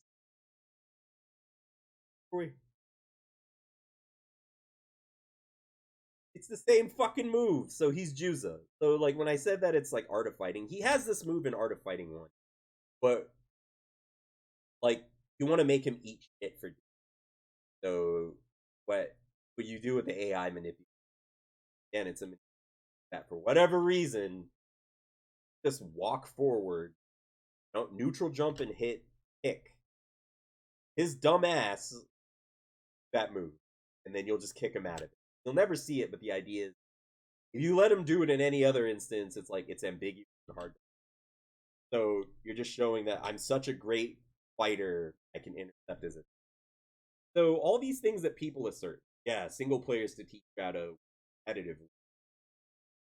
What if that's just incidental and that's actually not what's going on? Because I'm not even saying that as a bad faith argument. You have all this stuff where it's, I don't think games work in the way that people that's what makes the idea.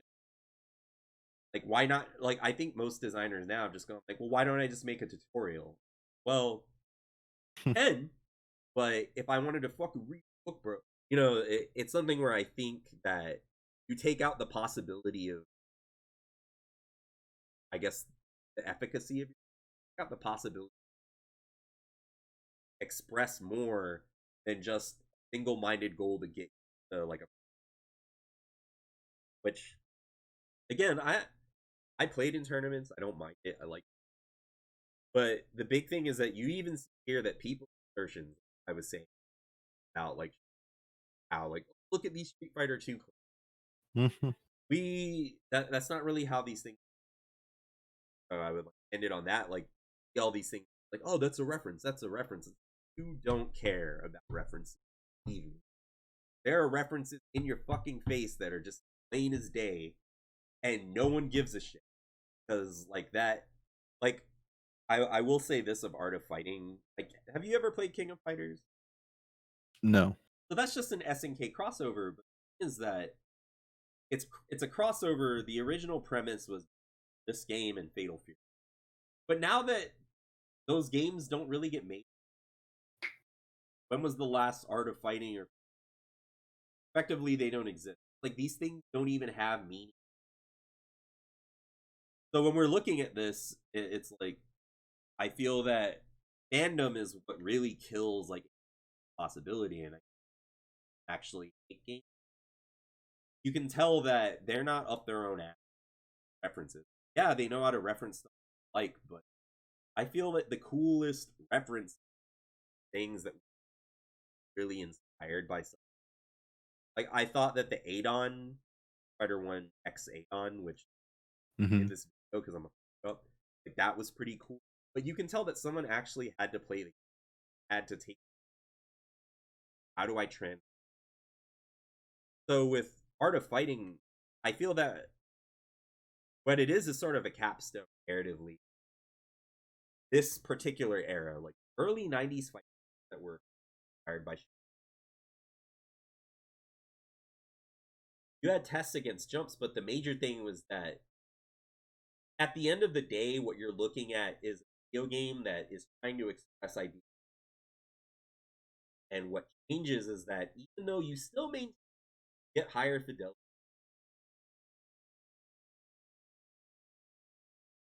it's that mechanically these things, that the things that you see, what you can do in the game is predicated on being inspired by it.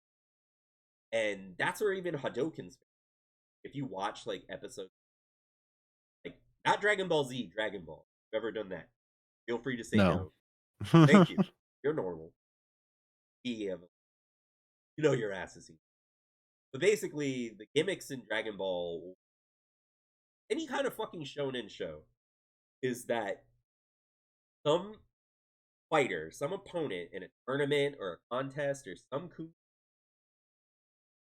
they have something that they abuse. The antagonist has to figure it out or lose. Like, it's the same principle as in you or whatever. So in these games, it's like, oh, Hadouken, Hadouken, Hadouken, sure. Figure out how to get around that. And in this game, it's kind of a simple. What happens is that when the era changes, like with Virtua Fighter 2, so influential, and we'll leave it at this because I don't want to talk about Dan Hibiki. That changes. No longer get games that are necessarily about, like, you still run into strategies on your and over, but the visuals, like some of the more mechanics, are like Spirit Meter. The what I would say is the spiritual successor to isn't a fighting game. This game is actually more important than it seems. That is, the next time we see a fucking stamina meter is in. So where's the premise? Like, where's the precedent for this? It's this game. Now it doesn't work nearly the same way because I think Soul's impressive. Also saw stamina, but it's that the UI is the same, like the Spirit Meter. It looks very similar. So it's not like someone's intention. I'm not gonna go like, I see nerds do this all the time. Like, my dumbass is gonna go ask me, were you inspired? Did you mean to be inspired by this thing? I thought you. I shut the fuck up. You can put these things side by side, and you can see that they're tapping into the idea premise, which is stamina. But the funny thing about Art of Fighting is that all the marketing is like super real action, and all this they're showing you stuff that's like live action. But this shit is Fist of the North Star. It's anime, so you can't trust that shit. And when you get to Virtua Fighter 2, Yu Suzuki was not inspired by anime. He was inspired by a Chinese martial arts. So style of fighting that you see different, martial arts styles are different. Fiction is get crazy. Age as a fucking, but in a style, like the way that even the manual for Virtua Fighter 2. Oh, you wanna be in your opponent to make them block stuff. Or Virtua Fighter. Note that this is very different than the desk video being, this is how Fighter 2 And I'm like, yeah, if you're an idiot and you're like, yeah, I really need to be next to this character, like jumping at me. So it's to say that, like, for all of this, you have this uncoupling to do. If you're making this observation that like River City Ground is like a fighting, these styles of game, I don't, I think there's a separation, but ultimately fighting games are action games, specifically like a style of beat. So you have your scene, if you could think of them as having scenes, all the mechanics, like, so that's the primer.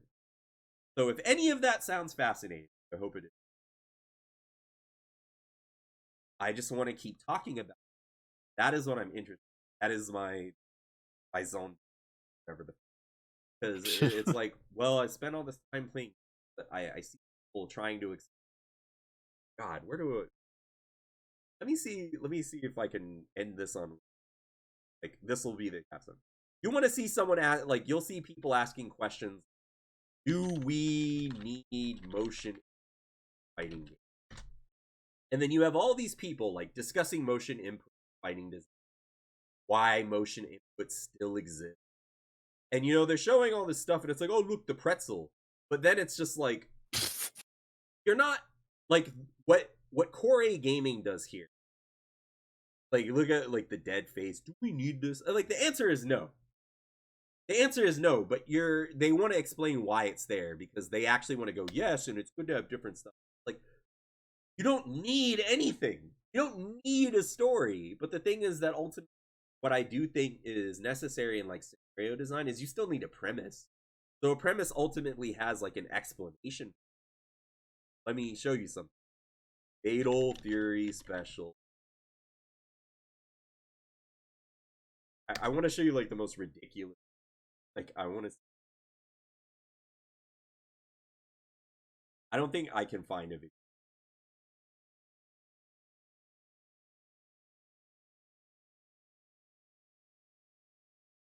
So I would probably have to look.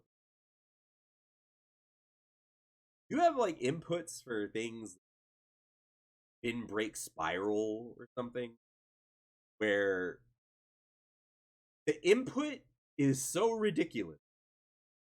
Like, it is. It isn't even like if you were to see some of these, like, you would lose your mind because like Duck King.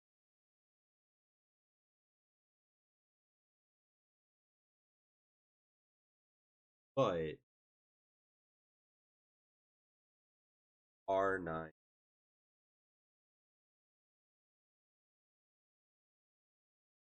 This guy specializes in, if he has the, might have taken it. I don't know why.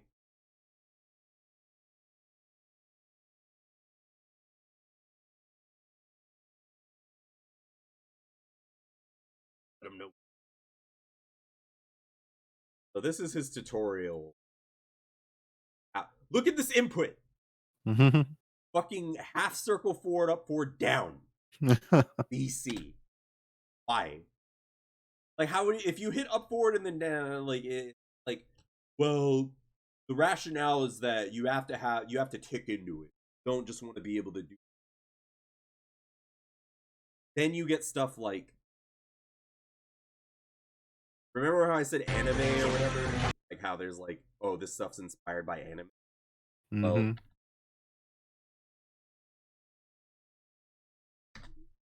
DJ is a musician. See that guy's hands? He's doing? Did you see that? Running in slow motion. Playback. We're gonna play that at 25.2. But look at his hands. What does that look like he's doing? Brushing all of the buttons together. Brushing all of the buttons together. So DJ's flavor is so this same guy does it to.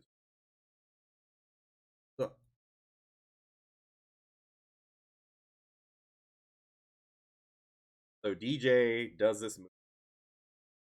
Oh yeah, I gotta put it where he just punches the shit out of you. Take massive damage. Yeah.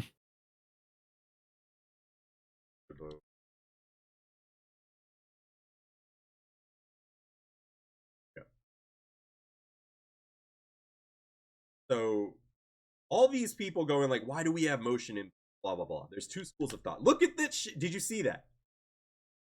I'm gonna slow that down. That move effectively does the amount of damage, and you get dizzy. Da, da, da, da, da, da. That is machine gun upper. So I asked you what that guy was doing. You know what a glissando is? No. About to find out. Oh. It's pianoing, like, but literally. Run your hands across the thing, piano. So part of it, yes, is strategy, but the other thing is that you have flavor, and it's specifically that the people making like the Hadoken, all these guys, and why do we have motion in for a gaming guy? He was like, oh yeah, like it's because we can understand it with guile and there are two schools of thought going photography.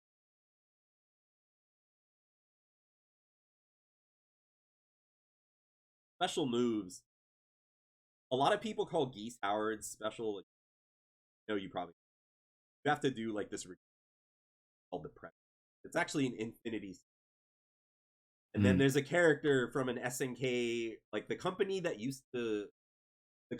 where all the SNK employees that left SNK went. They made a fighting game, and they had a rich asshole, and her name is Beatrice, as a fucking called Zenith Arc, and it's like quarter circle so it's down, back, down, forward.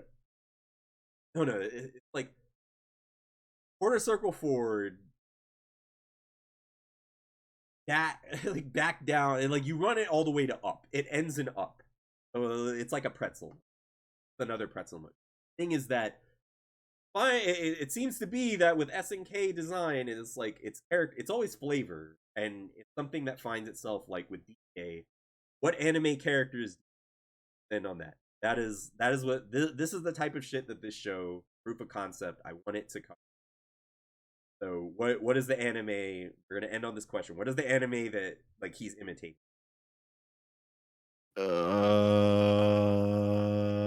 Pokemon? Yeah, exactly. No, JoJo's Bizarre Adventure. Have you ever seen it, JoJo's? Yeah, but it's also I've Fist of the seen. North Star. So you know what I mean, though, right? It's the anime that has all the music games. What was like Notorious B.I.G. I think is a state. And then have like the Robert rapid Speedwagon. yeah, and you have like the like you've seen that stuff where Jotaro like punch how like all of the characters that came after that have like like they all have some kind of weird their stand does it.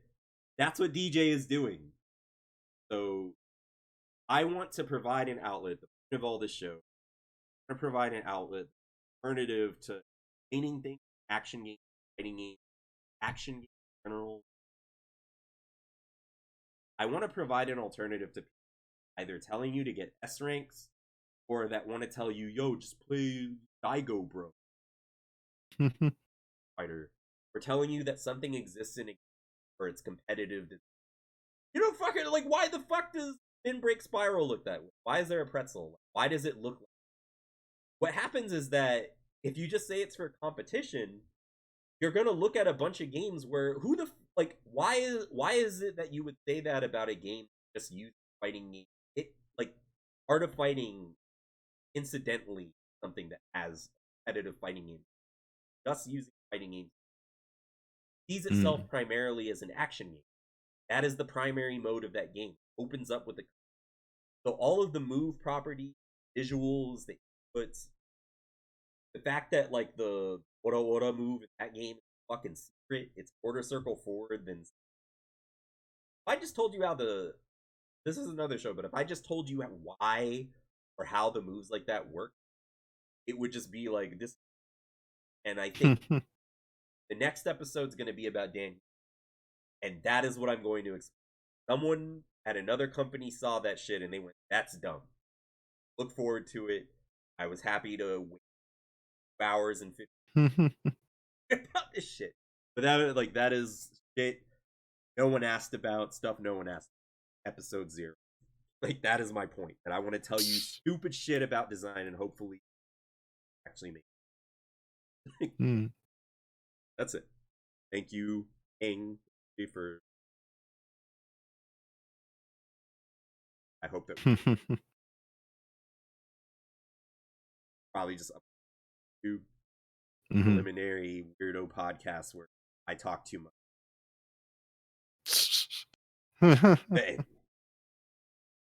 No, I thought it was interesting.